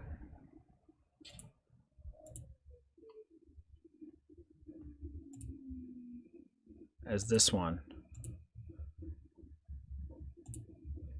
This one works, this one does not. So there is some sort of order to it.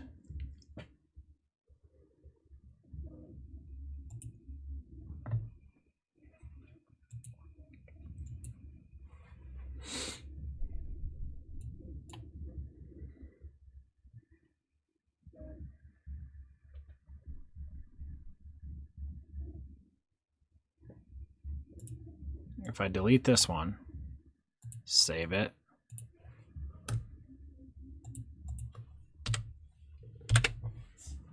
it doesn't work.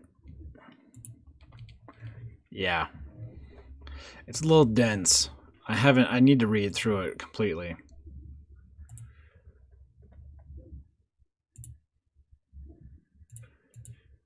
Yeah. I mean, I have that, my rules dot, this is my rules dot text. It just, all I have there is rules dot text says which TMX file do you want to use as your rules. And that's all that is. Yeah.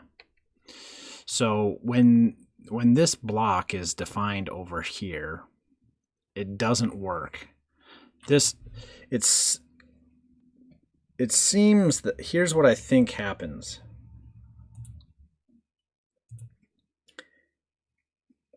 I don't know, it's either as it goes down or as it goes to the right. We can test it. But it first finds the first rule that matches. And then if I find subsequent rules that also match, it will replace it. Because every single block is getting replaced with this one. So these rules work, but this one happens afterwards. I don't know why we weren't able to get this effect over here, but let's see if it's a right to leftness. So let's define our block here.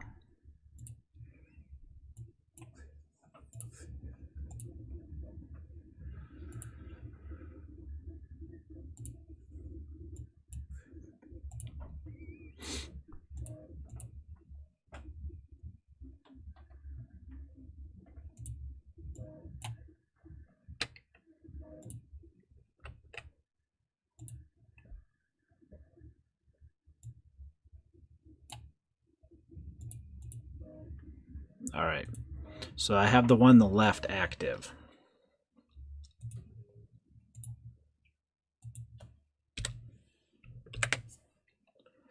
So that seems to work. I think it works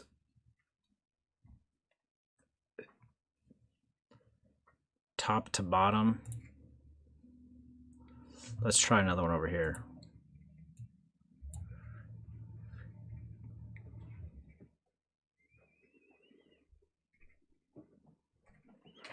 This one wins over these, but what about one down here? It's to the left, but it's below.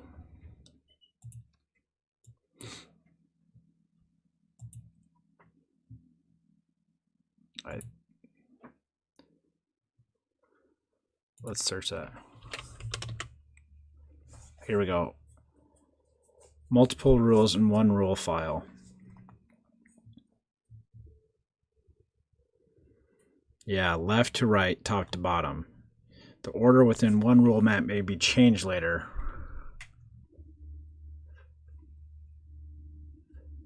Oh, I think you can maybe you can define that in the rule map. So earlier, I think the thing that I was missing is that it will. I thought the first match would be the one that it would keep, but it seems that it overwrites. So if it finds as it's searching, if it finds another one that hits, it'll use that one. I was thinking it would keep the first match, but it keeps the last match. So that makes I can dig that.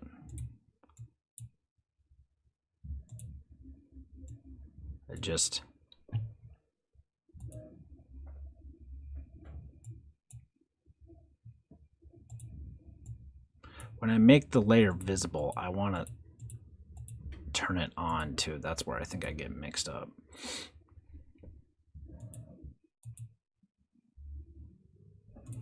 I think I have the layer selected, but I don't. Anyway, so there we go. We got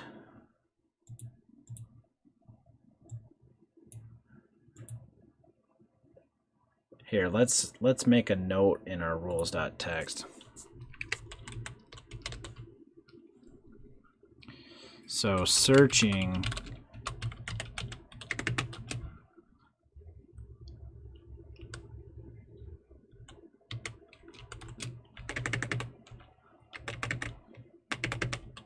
starts top left, ends bottom right.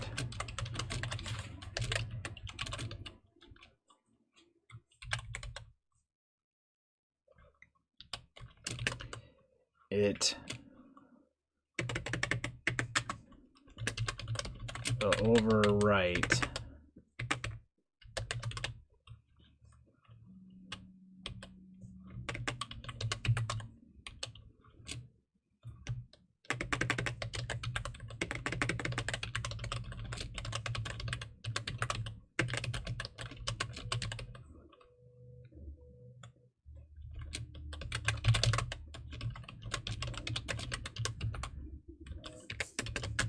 Okay, that makes sense.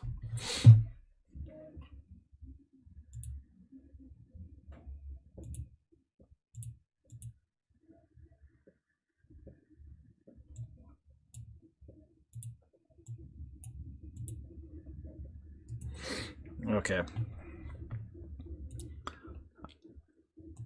I think I'm going to take a quick break. I'll be right back, and we'll get into other parts of the tile set, I guess. Oh, we could do broken bricks. I don't know. This stuff's just going to take a while. But it'll pay off. And we're getting smarter. So that's good. Yeah, for sure. That cable flap in the wind is...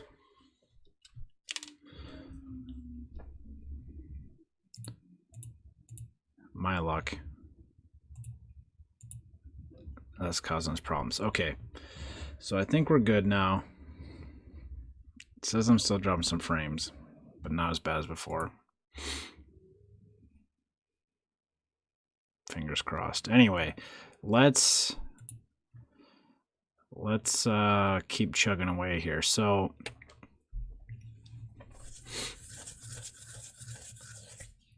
here's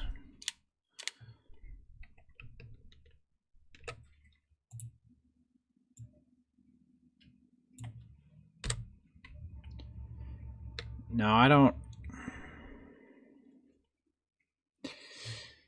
So thinking about these, this ladder, right?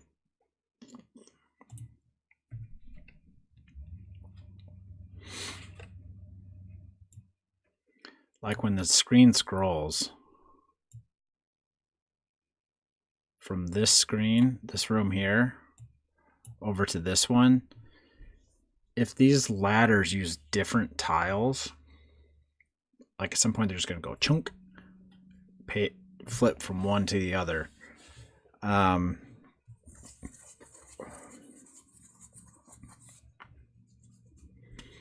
don't think there's really a whole lot we're going to be able to do about that, other than having them defined in the same for each room. And if we do that, then the drawing in the auto tiles needs to be a different tile. I don't know that we have that many. I think we just need to go with things that save tiles. So here's kind of what, to kind of illustrate the full effect here.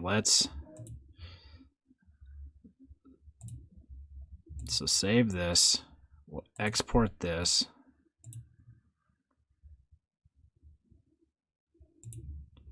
Tile0.bitmap. Replace it.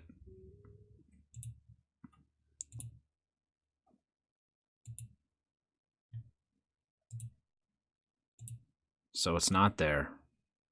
That tile's gone now. So let's save a copy. Tiles 1. Save. Let's reopen. Okay, so here's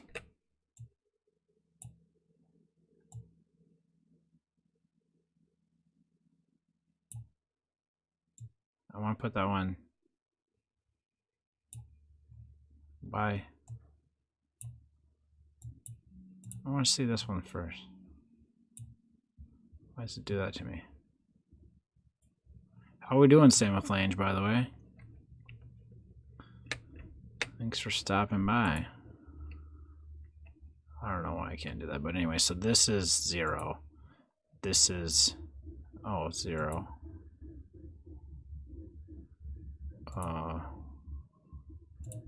Let's close this one. Open. Tiles 1. Tiles 1 XCF. Oh, there it is. Okay.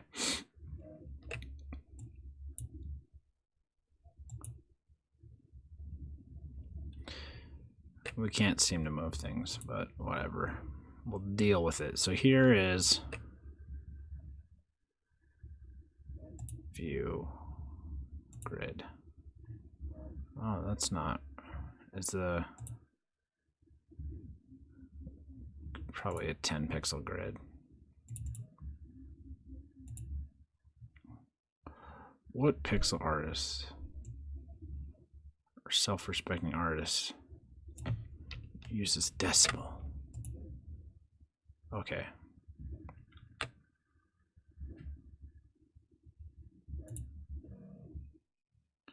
Doing good. Jumping back in NES Snuff after a year off. Ah, very cool, man. Okay, so we're gonna define this similarly. let's see, this.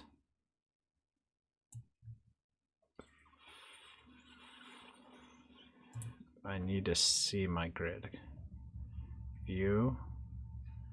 I'm actually gonna be participating in a game jam in 2 weeks or a week. The weekend of January 31st through the 2nd. There's some NES dev guys down in Minneapolis that pinged me about a game jam going down there. I've kind of always wanted to do one.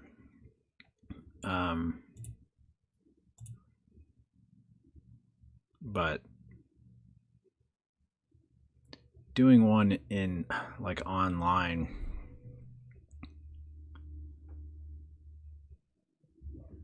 show grid.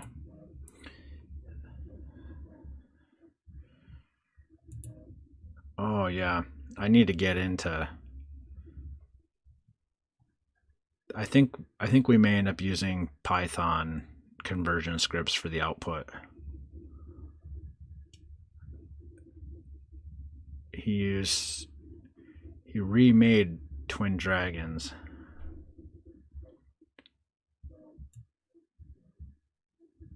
Oh, I think is he just like using Twin Dragons as like a starting point or something. I think Antoine might have used tiled also. I don't know. I should talk to him about it. But yeah, digging into the Python output. Thanks for the link. I'll have to check that out. If he's already got a bunch of the stuff done, then sweet. But anyway,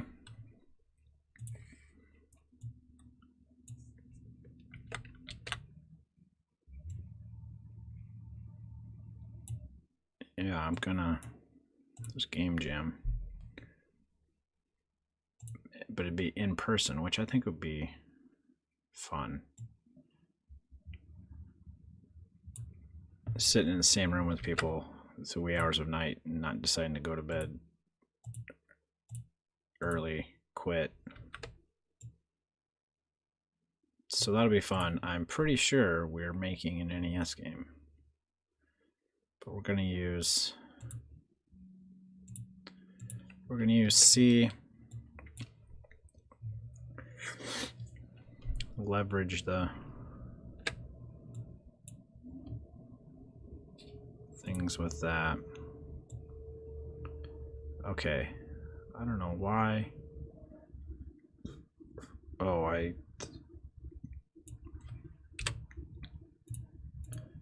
grabbed the wrong piece of the ladder there.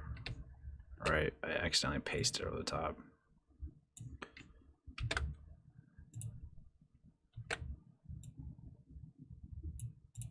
So that'll be fun. Maybe we'll be able to submit it to the NES Dev competition. I haven't submitted a submission in a long time, so that'll be fun. All right, save. Okay, so this is tiles 1. It's gonna use this other ladder. So we have one tile set that uses this ladder.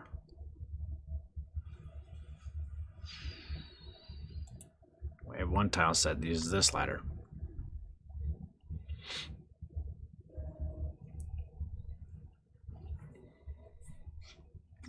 Now this doesn't actually have any broken types of ladder pieces, but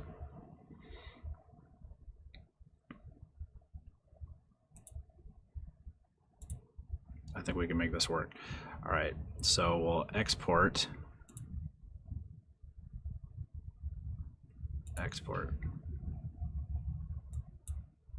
Oh, did I export that to the right place? Yeah. Okay.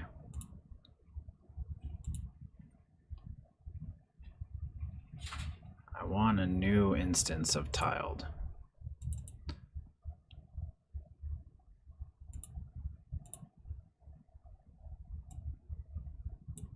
Seems to work better when you use different instance per different tile sets because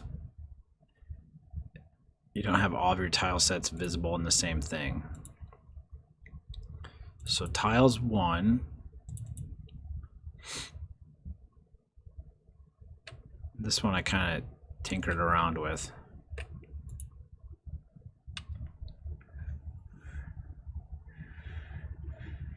I guess like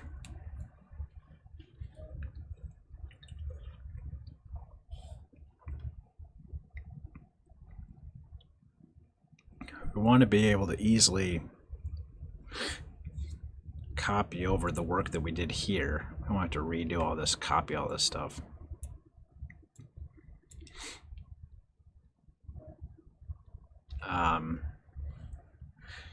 Because like these vines and stuff are going to be the same.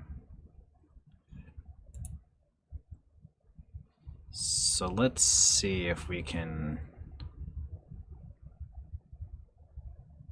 save over this and then change out the tile set. I think we're just going to do that manually. All right, so save as tiles 1 TMX, save it, replace it, yes, okay. Now I'm going to edit with this with Vim.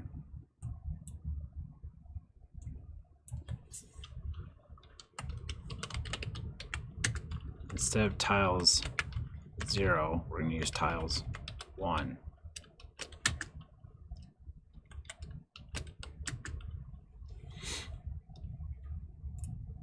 Okay, now let's try to open that. Tiles 1 TMX. Okay, what can you find? Tiles 1 TSX. We might not have actually saved that. Or that might not exist yet. Let's look. Oh, we had a Forsaken Valley outside. Let's save.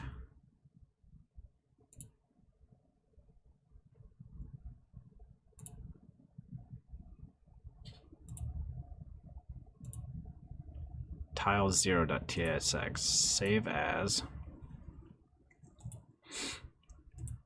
tiles 1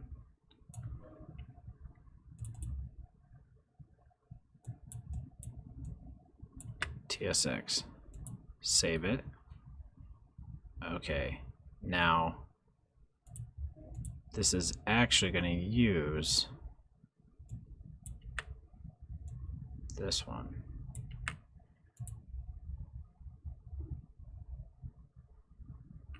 No, don't. Okay, let's close that. Discard.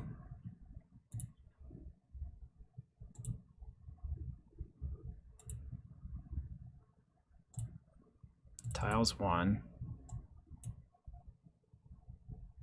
TSX.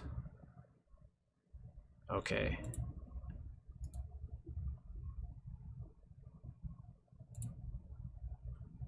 It's the proper path. It has the wrong name though. This is actually tiles 1. And then we're gonna change this. Okay, that looks right. Save. Hey, look at that. Okay, all right, we're in tiles 1. Okay.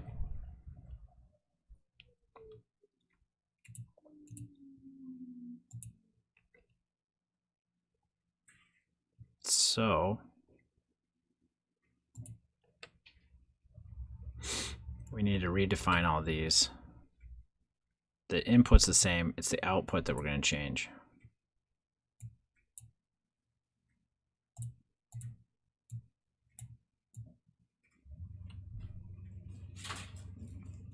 Okay. So when we're at the top of a ladder, we're going to put this one here, and this one here. Here, here.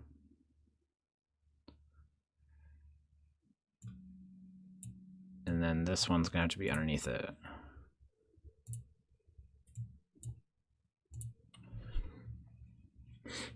Now, to some degree, we're saying that these are invalid.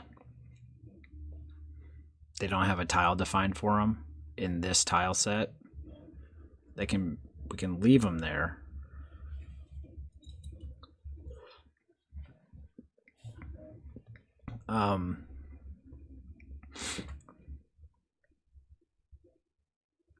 But if we draw those things in this room, I mean, then we're going to have situations like that. Like there's going to be clouds, but there's not going to be clouds in the tile set for the indoor areas. But we'll anyway. So save that. Okay. All right. So I'm going to save this.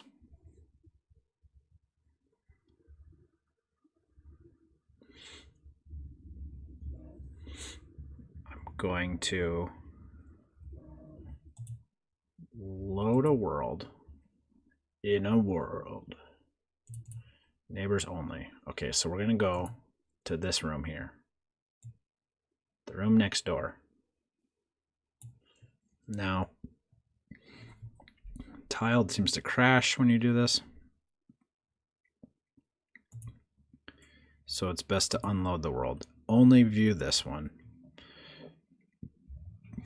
We'll delete our layer.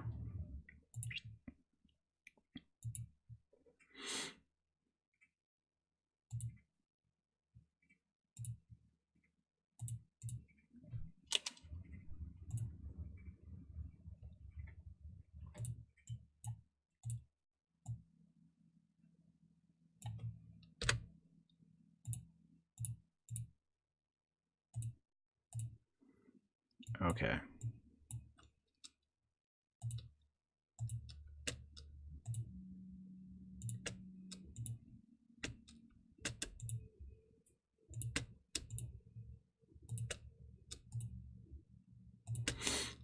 Now,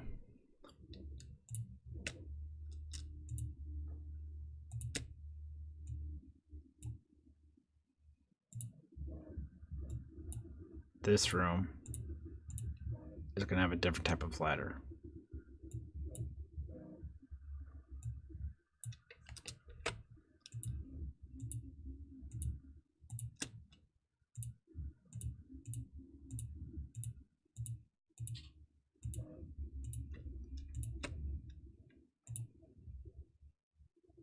I don't know how that's going to work, but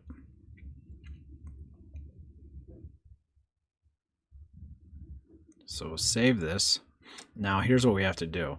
We have to modify the rules file because if we are going to use rules 1, we have to modify that. Now, I think we can go boom.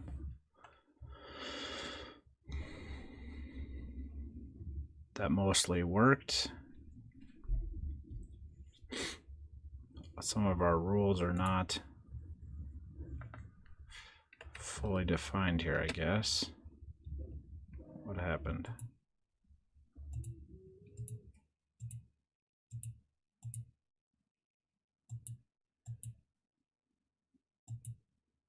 Oh, we don't have a region defined.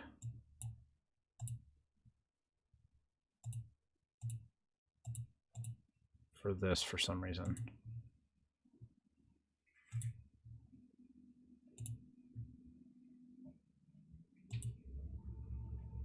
Very close. Better than last time we were having problems with things just happening. Okay.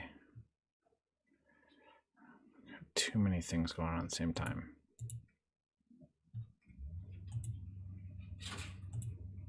Close this room.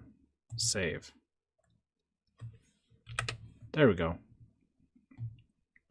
I didn't really expect these things to work.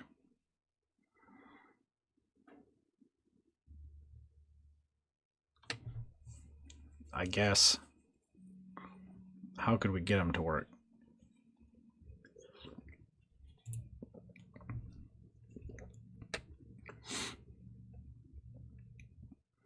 these things wouldn't.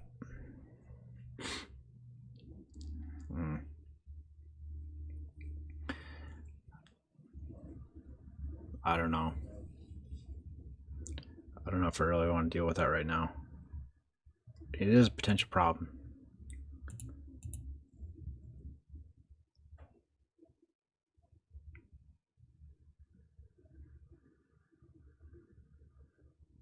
Well, what if we say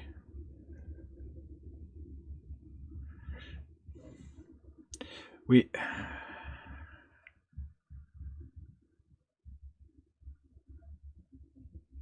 oh, hold on a second.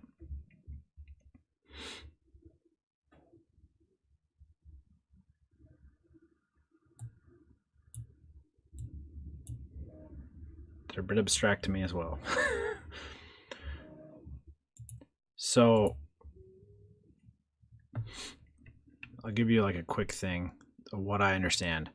So here's what you need. Here's what you really need to know.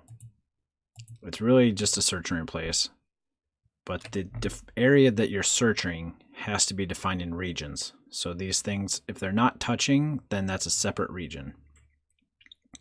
So this is the area of a search, has to match this, right? But then input layer, you put which things you want to look for. So this could be, this matches anything. There just has to be something there. There's not actually an input defined, but the region is defined. So something needs to be there. It could be anything.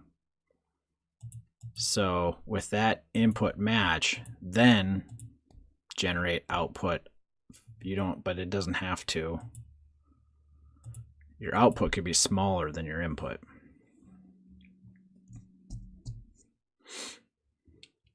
So going back to this situation, I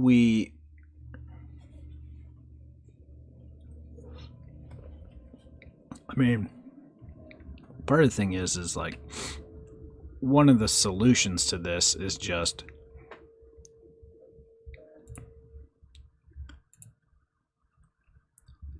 manually go in and my search and replace doesn't work here. Okay, just fix it manually. Oops, I did that on the wrong layer though.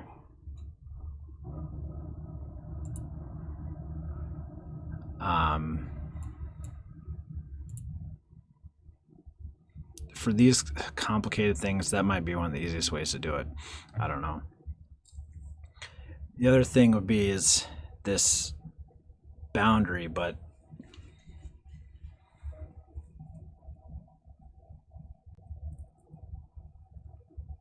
there was something about that, but I think I'm just gonna leave it. The one thing that I know I could do is,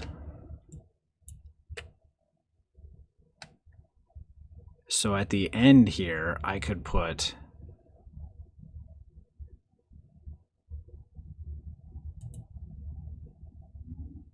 why is it saying it can't?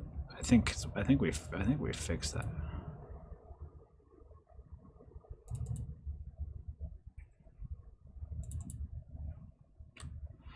If we added another one,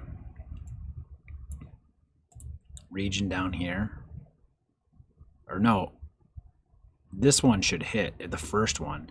So anytime you find this,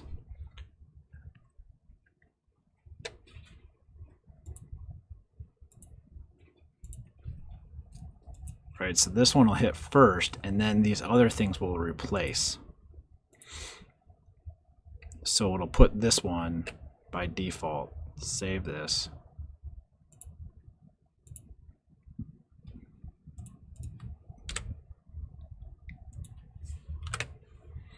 Yeah, now it ended up putting this one down here too, right? But it first went through and replaced all of these with that tile. And then it found what other more complicated matches I put after that.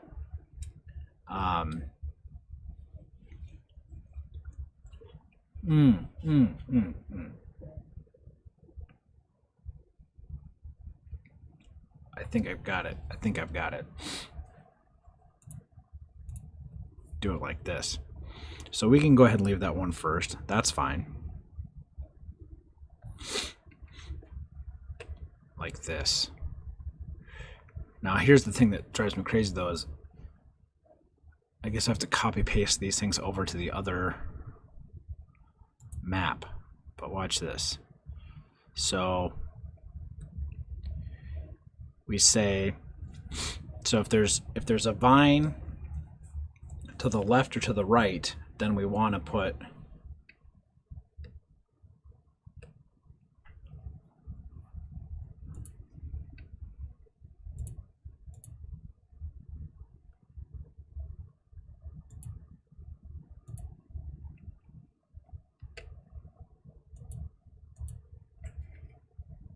so here's what we're going to do. So those are the regions.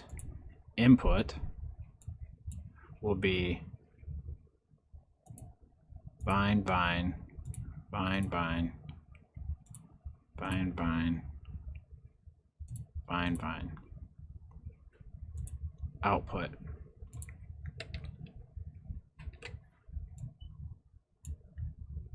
So if you have one to the left, go ahead and put a vine to the right. If you have one to the right, go ahead and put one to the left. If you have one to the top, if you have one to the bottom. All right, save that.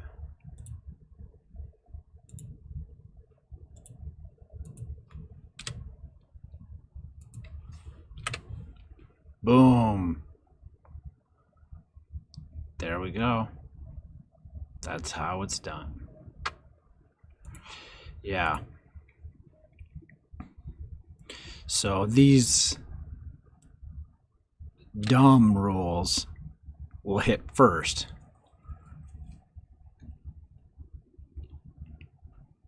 And that will give us, it'll give us, like here it would have given us a wrong tile too. But this is a more complex rule, so the later on rules will hit.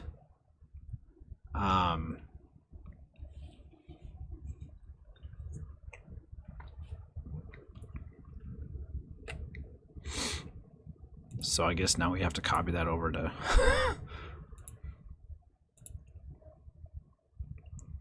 so we have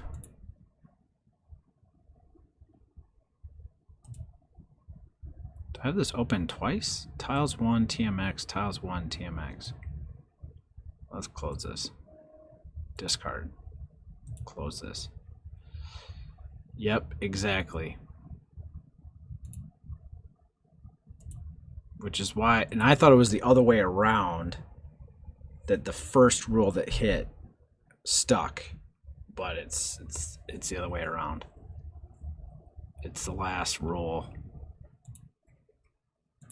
It overwrites as it finds more complicated things.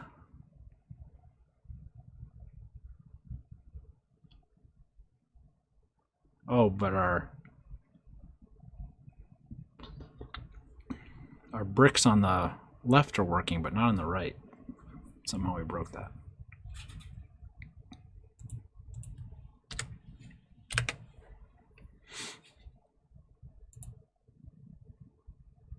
Oh, somehow we deleted that.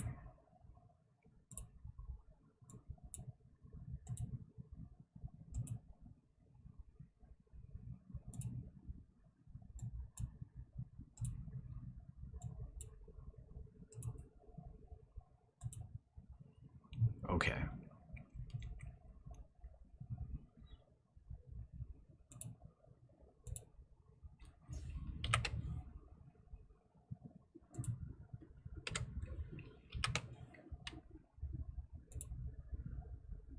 Save. Oh, do we? Hold on.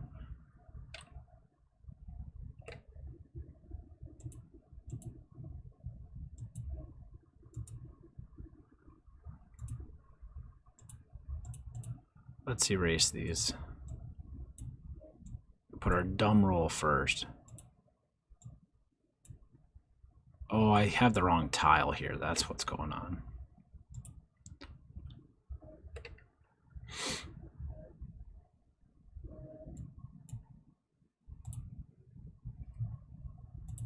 Save. There we go. Okay, save that. I guess the other thing is so here these ladders, if you don't, here it looks like the brick curls around the ladder, but I think in the original game, oh no, it does. The brick curls around when there's a ladder. I thought it just was cut away, but it does curl. Good. Carry on. All right.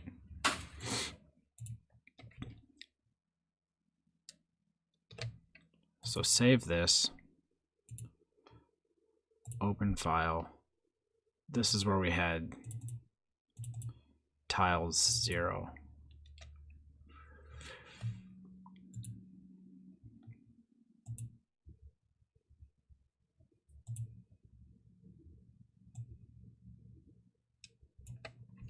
Copy. Regions, paste. Visible. There we go. Is that what I did? What did I do?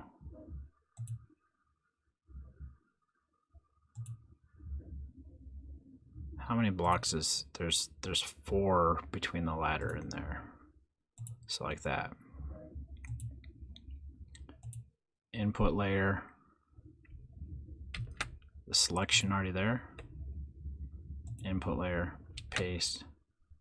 It's not there. I think I got to reselect. Input layer,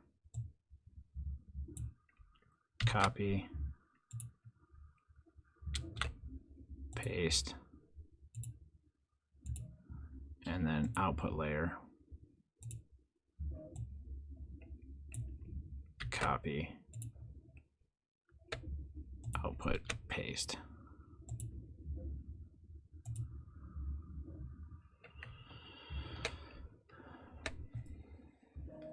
Okay, now. Yeah.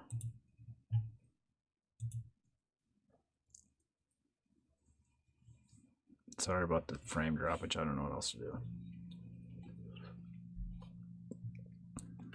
I don't know.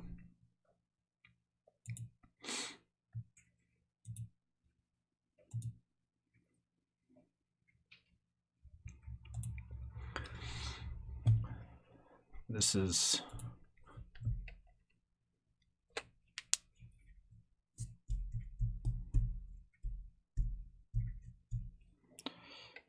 so this is interesting. I hadn't really thought about this. So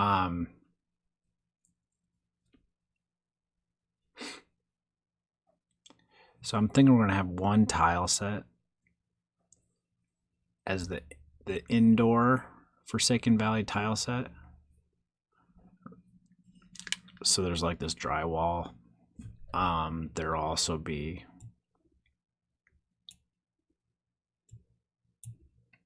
these books and stuff, indoor doors. And there's these like hardwood floors, right? We could have rules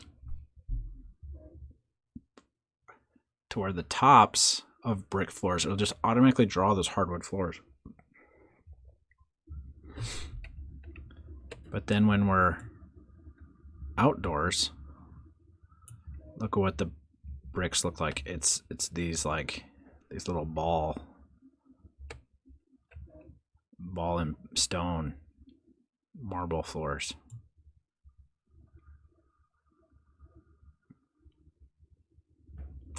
But you would just draw bricks and have rules. And even look at this, like when the drywall has ceilings, you would have the drywall would look different.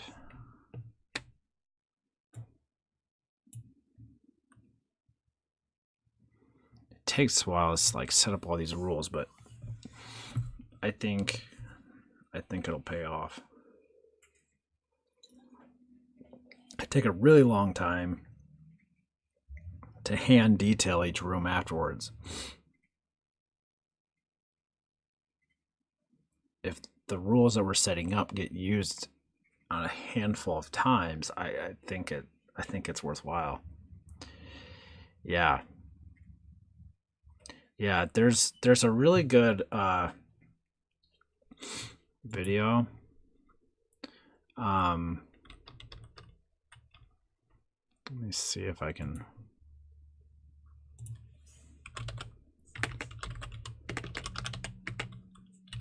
I think I have it in my. Where am I? If I pull up my.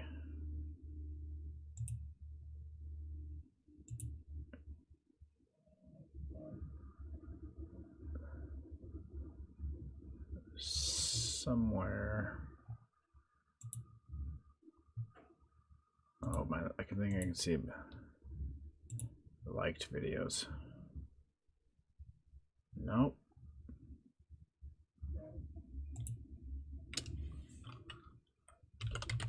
Oh, I know I have the link.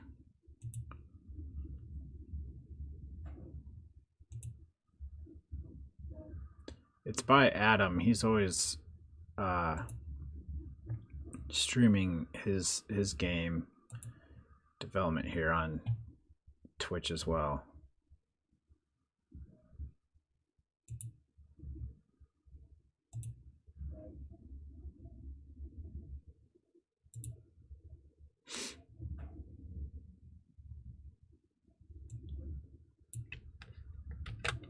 I think this is it. Yeah. It's worth checking out.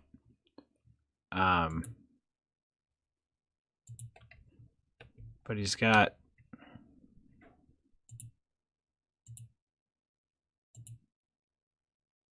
a lot of these crazy rules. See, look at all those rules. There's a ton of them. But I can't zoom in. Well, easier just to go watch it. But he's just drawing these, right? Blocks is all he's drawing, and then that gets mapped into this.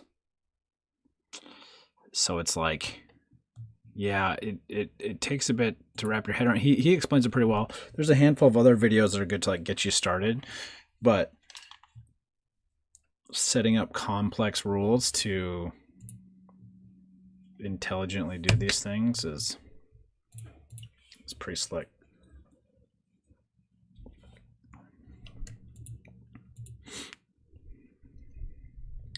All right.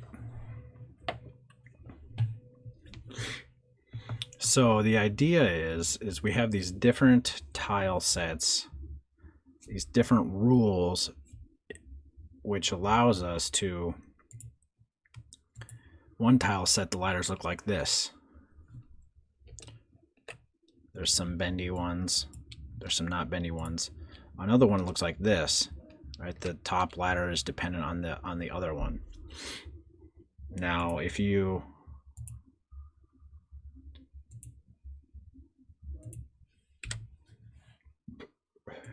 break the rules, let's see what happens.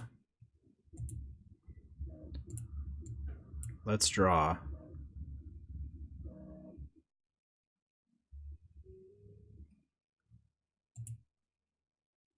Why?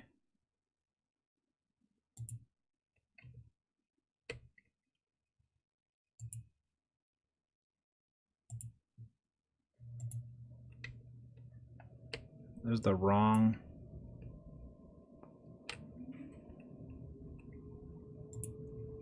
auto tiles.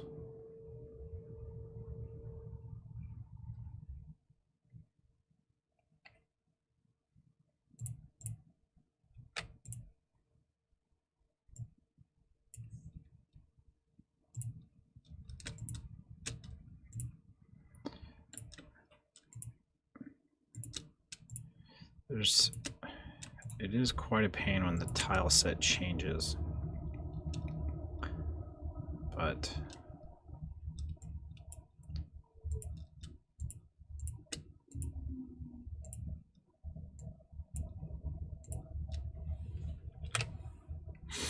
so there's that kind of ladder. Now, if we draw a bendy one, it's like, oh, I don't have a rule for that because we didn't define these. So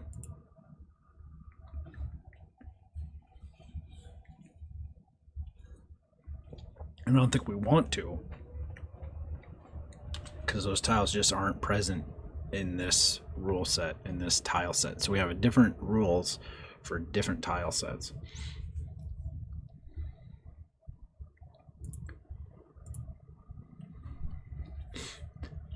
So let's save this one.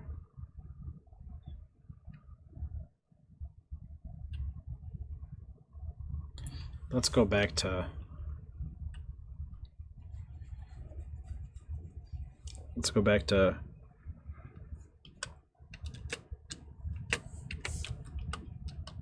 rules 0. Close this one.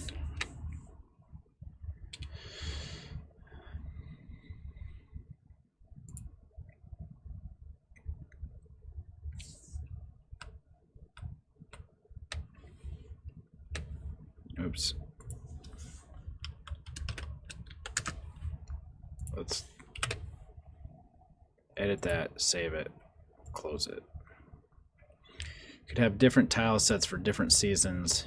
Yeah, that's that, and to some degree, like you look at Forsaken Valley and these tile sets, right? But look what happens in Amber Sakellum or whatever. It's like they're still bricks, they're just a little different. So like the bricks will be in the same spot, you'll just enable a different set. Yeah, and there's lava instead of water. These spikies are different, but the way that you draw a room, right, the fundamental block is the same. The spikes, the water, lava, whatever.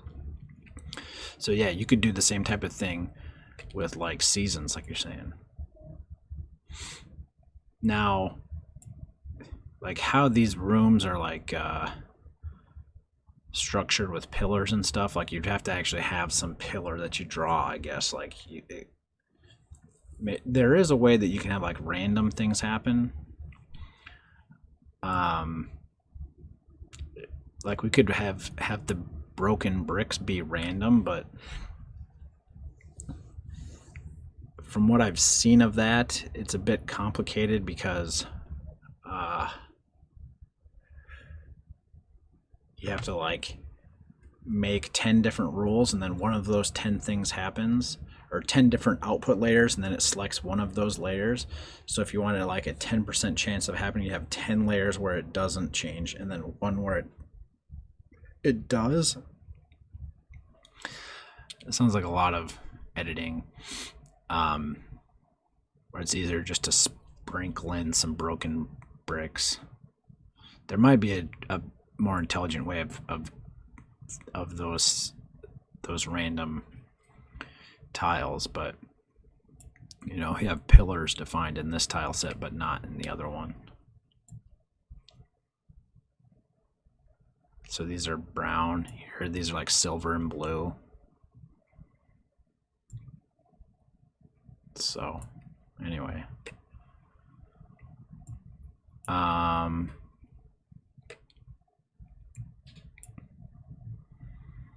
slowly chug along here.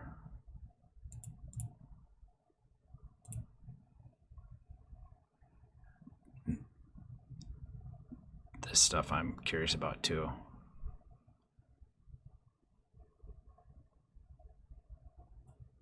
it's like alternating stuff.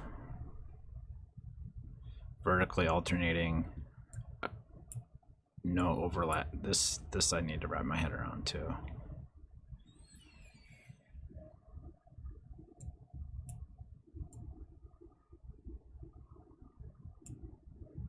You can also have, I don't actually do it, but you can output like a collision map from this as well. My tile set is my collision map fundamentally, which is why I do things like tile 0 as the top of ladders, because as the NES is loading the screen into name table RAM, it's generating the collision map from that.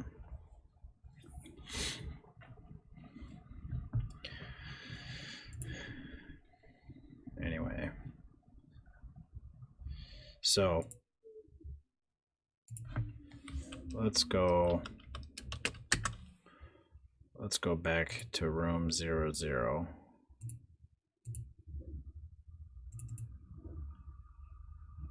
We should be able to, oh, something's broken with our bricks. I think it was the same thing. We changed that. We deleted this or something and we didn't realize that it was broken when we went over to the other one as well.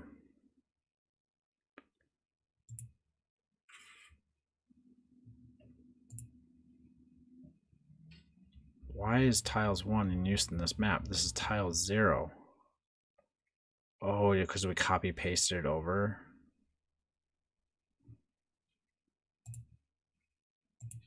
Did not want that to happen. I don't like this file association nonsense. Okay. So let's see where, when we delete this tile set, I think it's these ones that are going to get deleted. Yes. Yeah, it was. So when you copy paste, it's pasting the source tile set. So you really can't do much for copy pasting. So it's top, bottom, left, right. Output. Top, bottom, left, right. The only way that I know how to really do that is hand modify.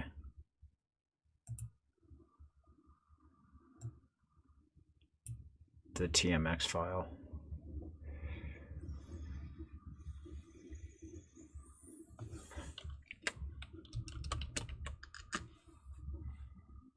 Anyway, so let's fix. We don't have a region defined for this guy. And this is supposed to be here. Oops. Oops a daisy. Okay. Erase this guy.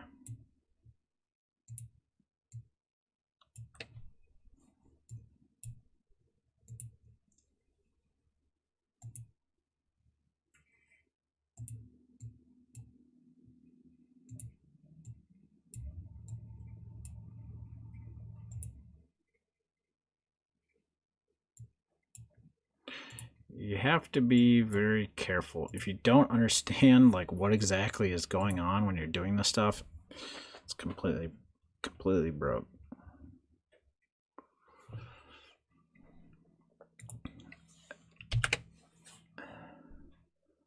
I had much frustration getting started, but I feel like I'm starting to figure it out. Okay.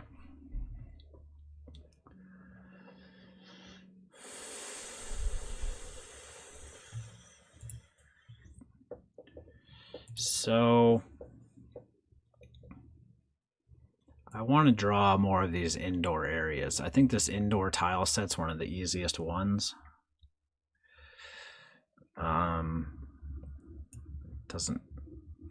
we'll grow into these trees and clouds and fence and all that nonsense.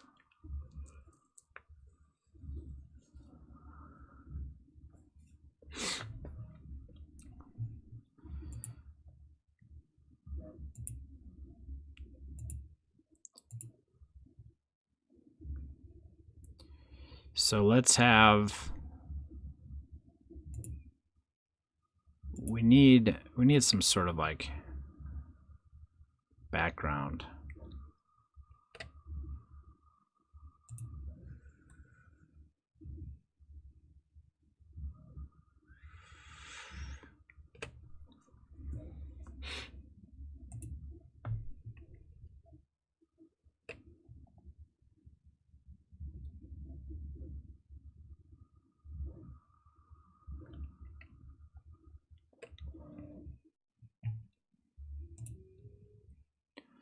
So this indoor set doesn't have any clouds.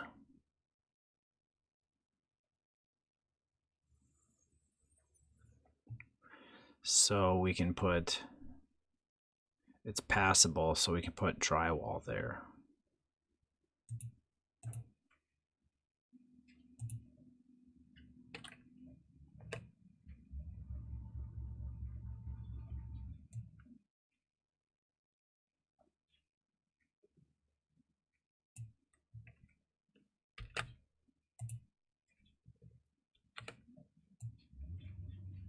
It's kind of purplish in this palette, but that's okay.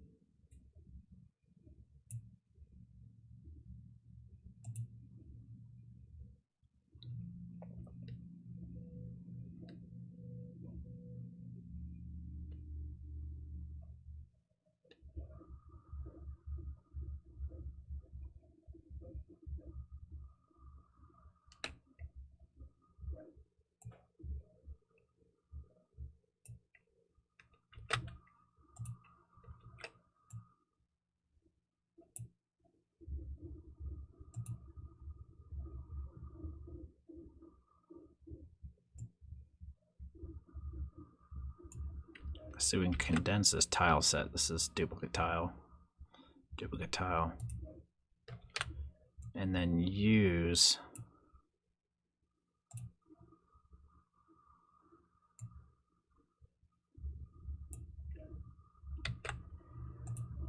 the auto map to define how to reuse these tiles.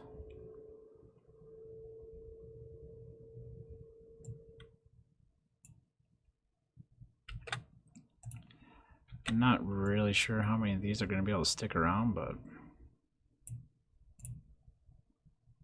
we may as well just copy them over. I mean, there's a good chance we can keep most of them.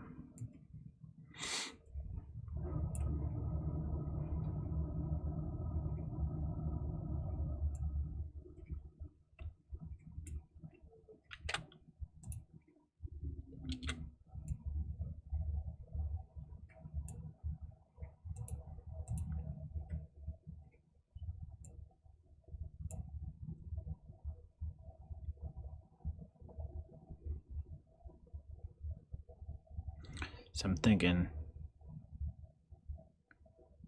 wondering if we can like reuse. What if we did this, right? This is like a, I don't know, a tabletop, and this is a book top.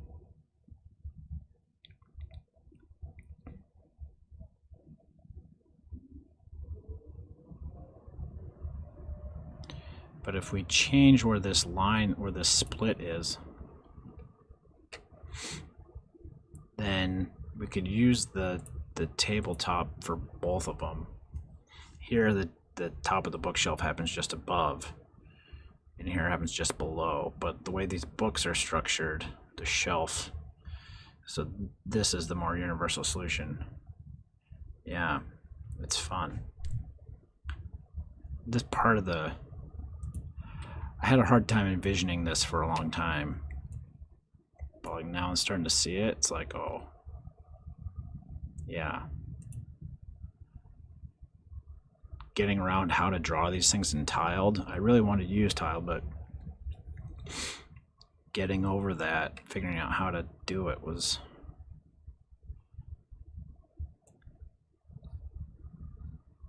So let's put this, let's just reuse this one tile for all of the countertops and everything.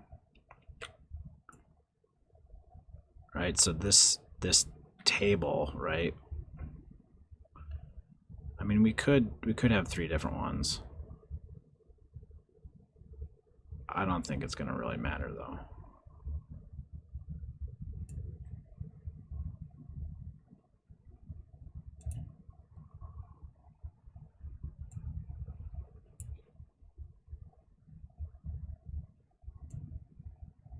We're only gonna have this. Oh, wait a second though. This is... So we can like...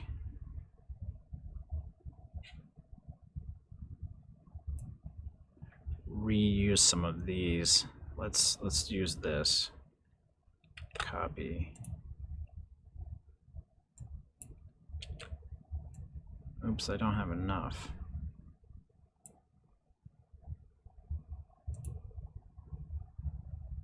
I need one more row.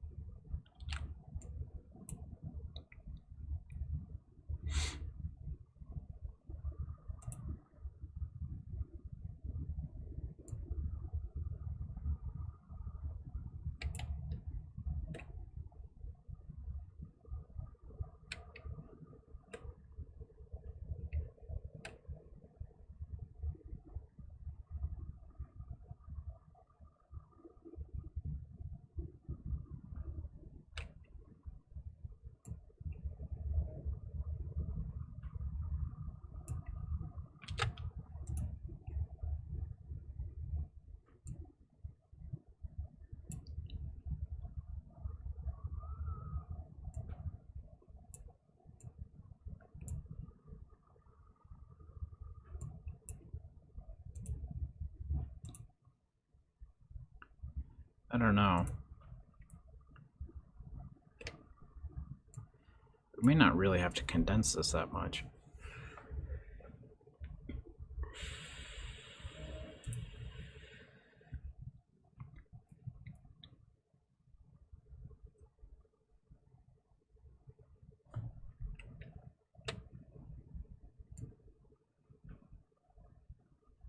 Although...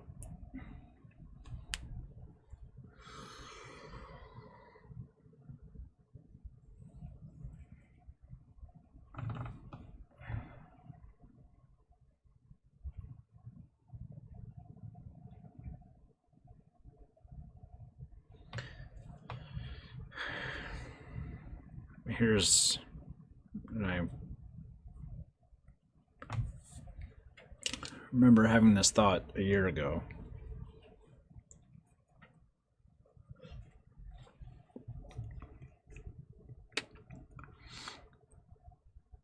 So right now, what am I doing? I'm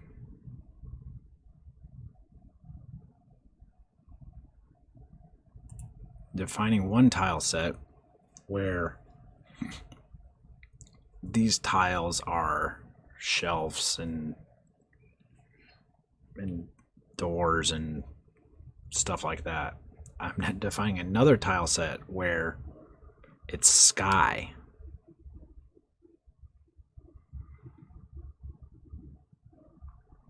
So if these tile sets are getting swapped when you go from one room to the other, then you're gonna like scroll from this room where it's drywall to this one where it's like clouds and mountains and stuff, and it's gonna look completely wrong mid scroll. It's just not gonna work.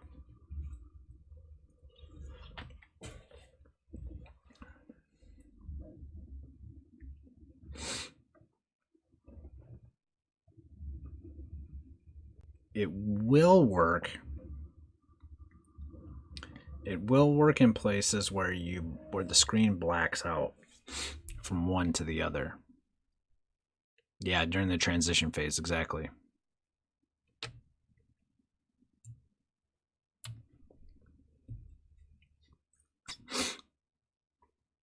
So, like, when you walk into these doors, like, from what I recall, and even if it doesn't, we could definitely do it. The screen goes black as you walk, you know. There's no scrolling into the house. And when you go from one area to another, it's, you know, the screen goes black. It says Amber Sakellum, and the switch happens.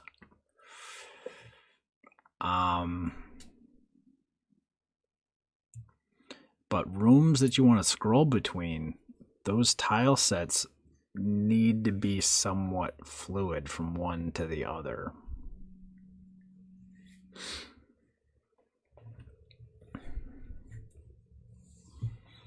Where can you pre-order? Right here, Snake. I'll put you down for one. And give me another 2 or 3 years here.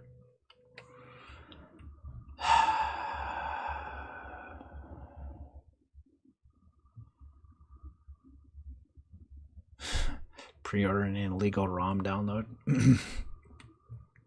It'll be legal. You can download it now. It's not very special though. This I have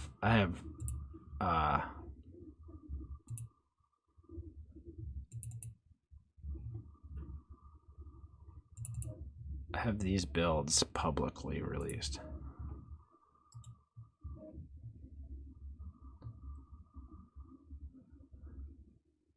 Oh, my Dropbox isn't running. It's in my, if you go to my YouTube videos, I have a link. I don't want to start Dropbox right now. I closed my thing. I had it up earlier though. Free routing a large PCB? What do you mean free routing? I've never heard that term. I wonder if you could, if you need to duplicate. Yeah. Oh, letting it go over, doing auto, you mean auto routing? Oh, it's a freeware auto router. But is, like, usually the auto router is like tied in with the CAD tool. Or maybe that is the CAD tool. Not optimal though. Yeah.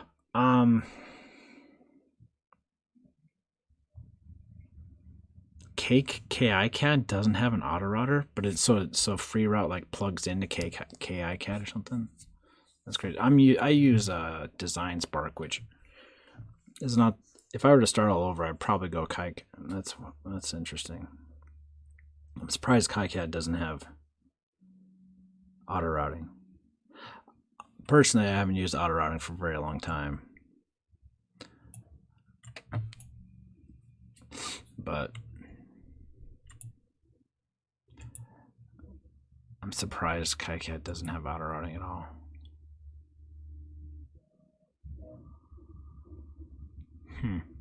Interesting.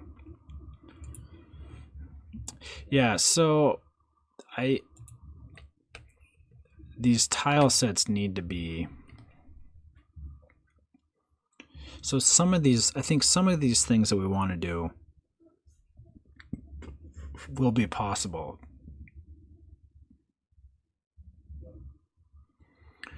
Well, we can't. So here, this is the way that the scrolling basically looks, right? So to do like the original and to literally scroll from one to another, like, it's a nice effect, but it comes at this cost. Like Battle Kid and stuff, it just like happens. There's no scrolling. But we don't have a way. If we conceivably could have 2 different tile sets on vertical scrolls. That would be possible because we can change the tile set while rendering is happening, but the screen is being drawn from top to bottom. And so this is actually what we do to get the heads up display, because the NES can only see 256 background tiles at one time. So putting stuff into the heads up display would eat into our budget. So what I do is you look at this renderer, what the name tables look like, and it looks all garbly.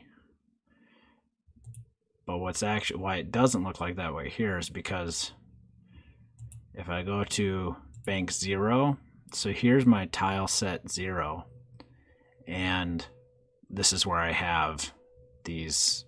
I'm only using a few of them right now, but for this heads up display. So this heads up display gets its own tile set, and then you can see it here. There's a little blue sprite that's overlapping. It's kind of like the coin on Mario 1. To have the heads up display not scrolling, but the bottom of the screen is scrolling. I do the same type of thing, but I also change out the tile set, and so I switch from bank 0 to bank. I have 4 banks total, to bank 1. Now, we could conceivably do the same thing. We would have to have where we get that source of interrupt. I guess we could get it from the sprites. We could move the sprites. We could have 8 sprites in a row, because the original doesn't have the enemies. The enemies don't load until the scroll is done. So the room is empty as you scroll into it, and then the enemies boop. I don't call it I mean, it's convenient for us, but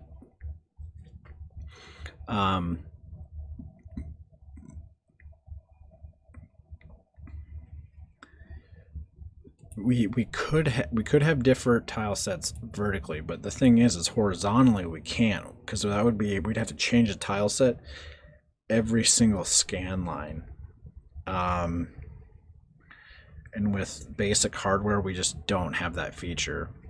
Could I dream up some cartridge hardware that would allow us to do something like this? Yes, but I'm not going to, at least not for this project. Maybe for Shovel Knight, if that day ever happens. So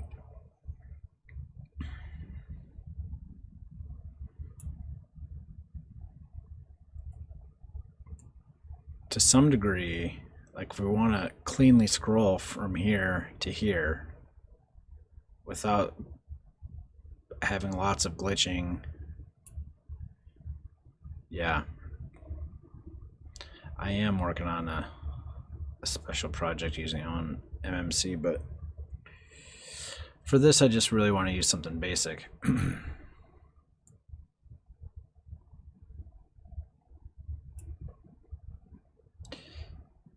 We need some basic drywall features on the same tile set as this, and doing what we're doing right here with the ladder,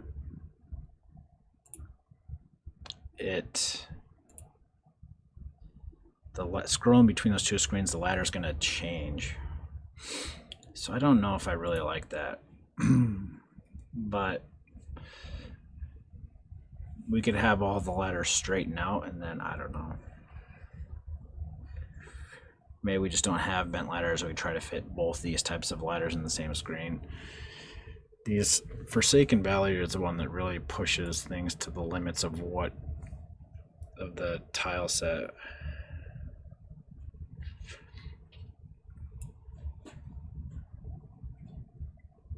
Well, they just don't have that many unique tiles. Keep in mind, like the blocks, like there's white, green, and pink or whatever. Like those are the same tiles, they're just different colors. Like most, this like the one of the number one things that this game pushes past the limits of the NES is how many tiles it uses.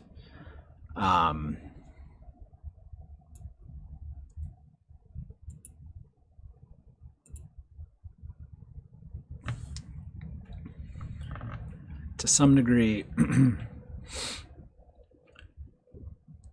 there's only, I don't think we're going to be able to go this route like I was. Well, I mean, we can do it in certain places. We just have to be cognizant of it.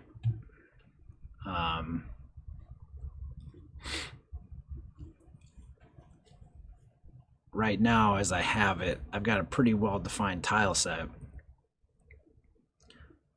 I had the sky here. You know, I conceivably could fit quite a few of these tiles in this empty space here.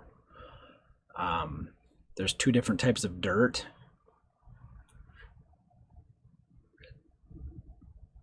This tile set could be condensed a fair amount. Like some of these tiles, like does this one and this, like we could mesh these together to use fewer tiles and still look similar.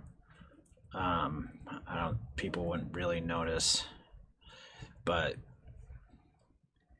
I think, I don't know, I'm getting kind of to the end of my rope here. I don't,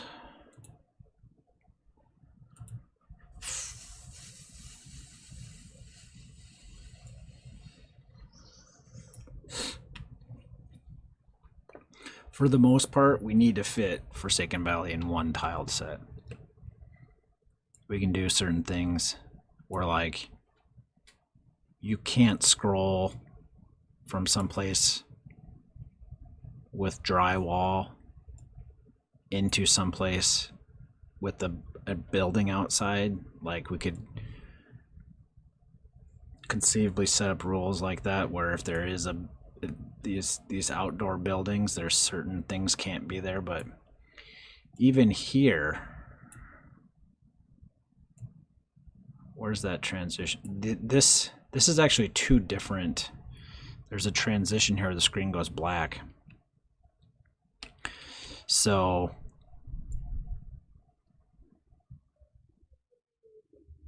this, I forget what this place is called, this town. It could be a different tile set.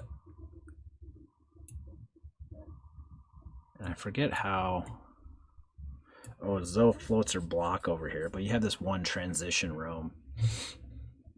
Well, there's not a whole lot else going on anyway.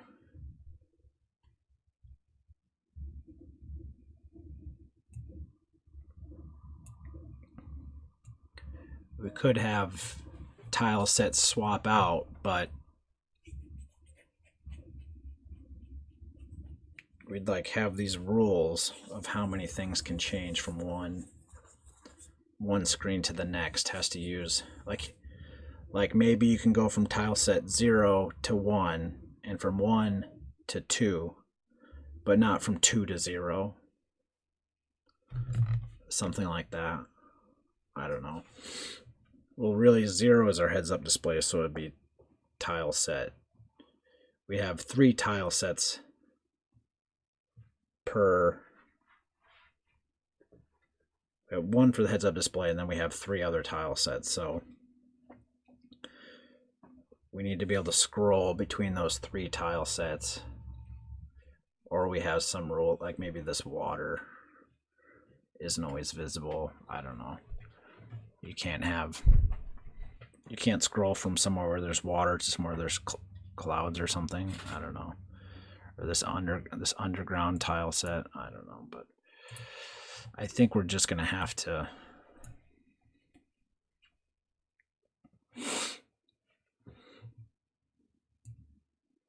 these trees and stuff. Conceivably, this could have a horizontal split, different tile sets, but I don't know how far I want to push that idea.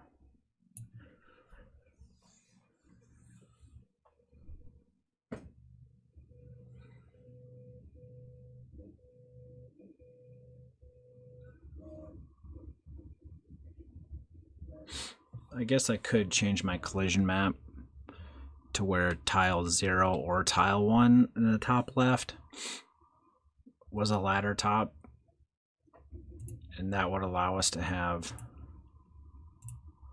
a tile set that would look something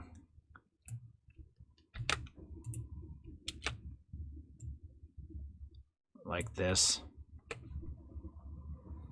So the top left tile would be one of those, and then you could easily scroll between the two. We wouldn't be able to have so many different broken tiles, but this is pushing me in the direction I want to go. Is fully defined tile sets, because we just can't really get very far in the planning of the game. So yeah, I guess, I don't know, I didn't say the recap started, but give a quick recap. I don't know. This is stream 48. We worked, for the most part, we just worked on, I'll answer your question here in a second, Drox. So we worked on more complicated auto mapping. So this is what our auto map looks like now. I don't have a picture of it before, but we only really had like 4 of them. So we can now have, so this is how we draw the room. Oh, this is the wrong.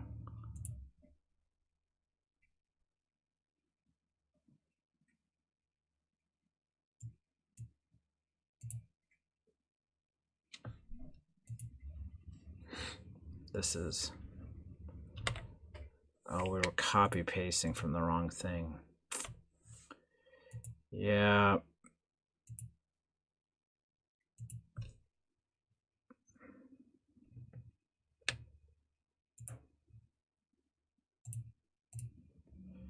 So to answer your question, D-Rox,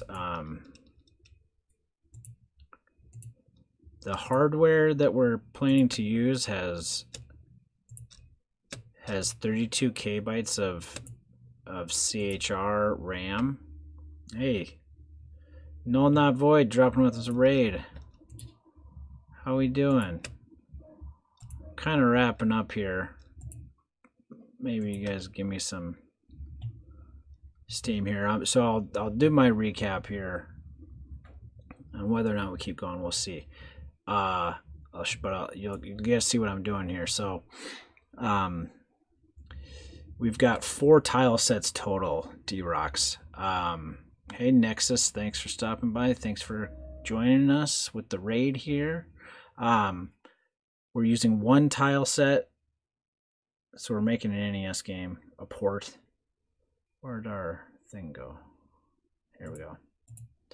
So we have 1 tile set that's being used for the heads-up display, and then we have 3 other tile sets. This mapper that I'm not doing anything with them yet, but that's how many we're giving ourselves with the hardware that we're using. So this,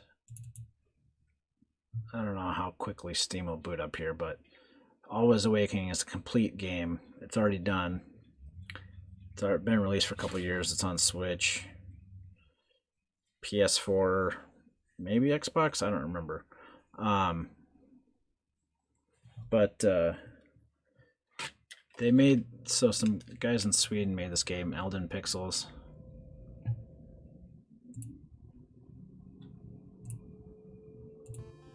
And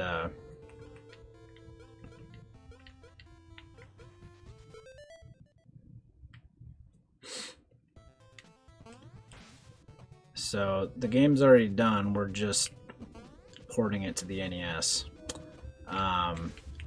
And so the original is 16:9, and but the audio uses the NES audio processing unit, or a replica of it. It's just emulated. But for the most part, it stays within the constraints of the NES.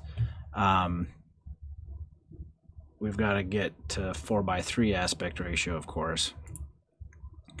But we're working on tile sets, so what we can do is use tiled map editor, and we can draw just these basic dumb shapes. Right here's my vines. We can do weird S shapes and stuff like this. Now we have our rules. So this rule set defines how these tiles, these basic dumb engineer tiles, translate into the pretty looking tiles. If everything works right, we should be hit Control M. Boom. So we get this snaking around vines. We get the blocks curl around on the edges. And so gist of what worked on the stream is setting up these rules to do this types of stuff. We tinkered around with the tile set a bit, and I started replacing. I had this plan of, oh well, you know, the sky doesn't show up the same time that drywall and stuff shows up. Some areas with sky, some areas with drywall. But we can't get too crazy because we need to be able to scroll from this room into this room. Right, so here's our current build. When we go to the next room, you know, both tile sets are would have to be, you have to make that switch at some point, and the room would just be all glitched if it straight up replaced these mountain tiles with drywall. So either you set up rules to where you can't scroll from one to another. You know, maybe we could have one tile set. So we have 3 tile sets to work with. One is used for the heads-up display. The other 3, 4 total, but 3 for the play field. You know, so maybe we could set it up to where you have to be able to scroll from 1 to 2 to 3, but you don't have to scroll from 1 all the way to 3. I don't know, but we need to just buckle down and commit to our tile sets. And we did do some work on that, but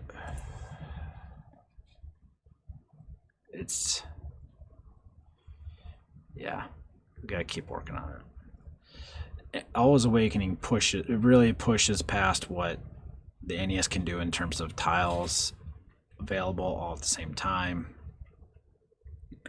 We only have 256 available to be viewed at once. So anyway, we're just still chugging away at this, and eventually we do already have scripts that convert this output into an NES format, and that's how we built these rooms, but it's not using our world map structure, and so that's something we'll still have to work on, but we probably won't get there for a while. But we're getting further. We've got a better defined. We are making progress on this tile set, engineer tile set.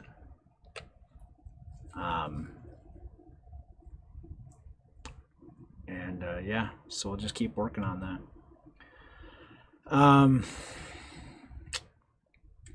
So I appreciate the raid, Null Not Void, but yeah, I think I'm out of gas, and we'll call it a night here.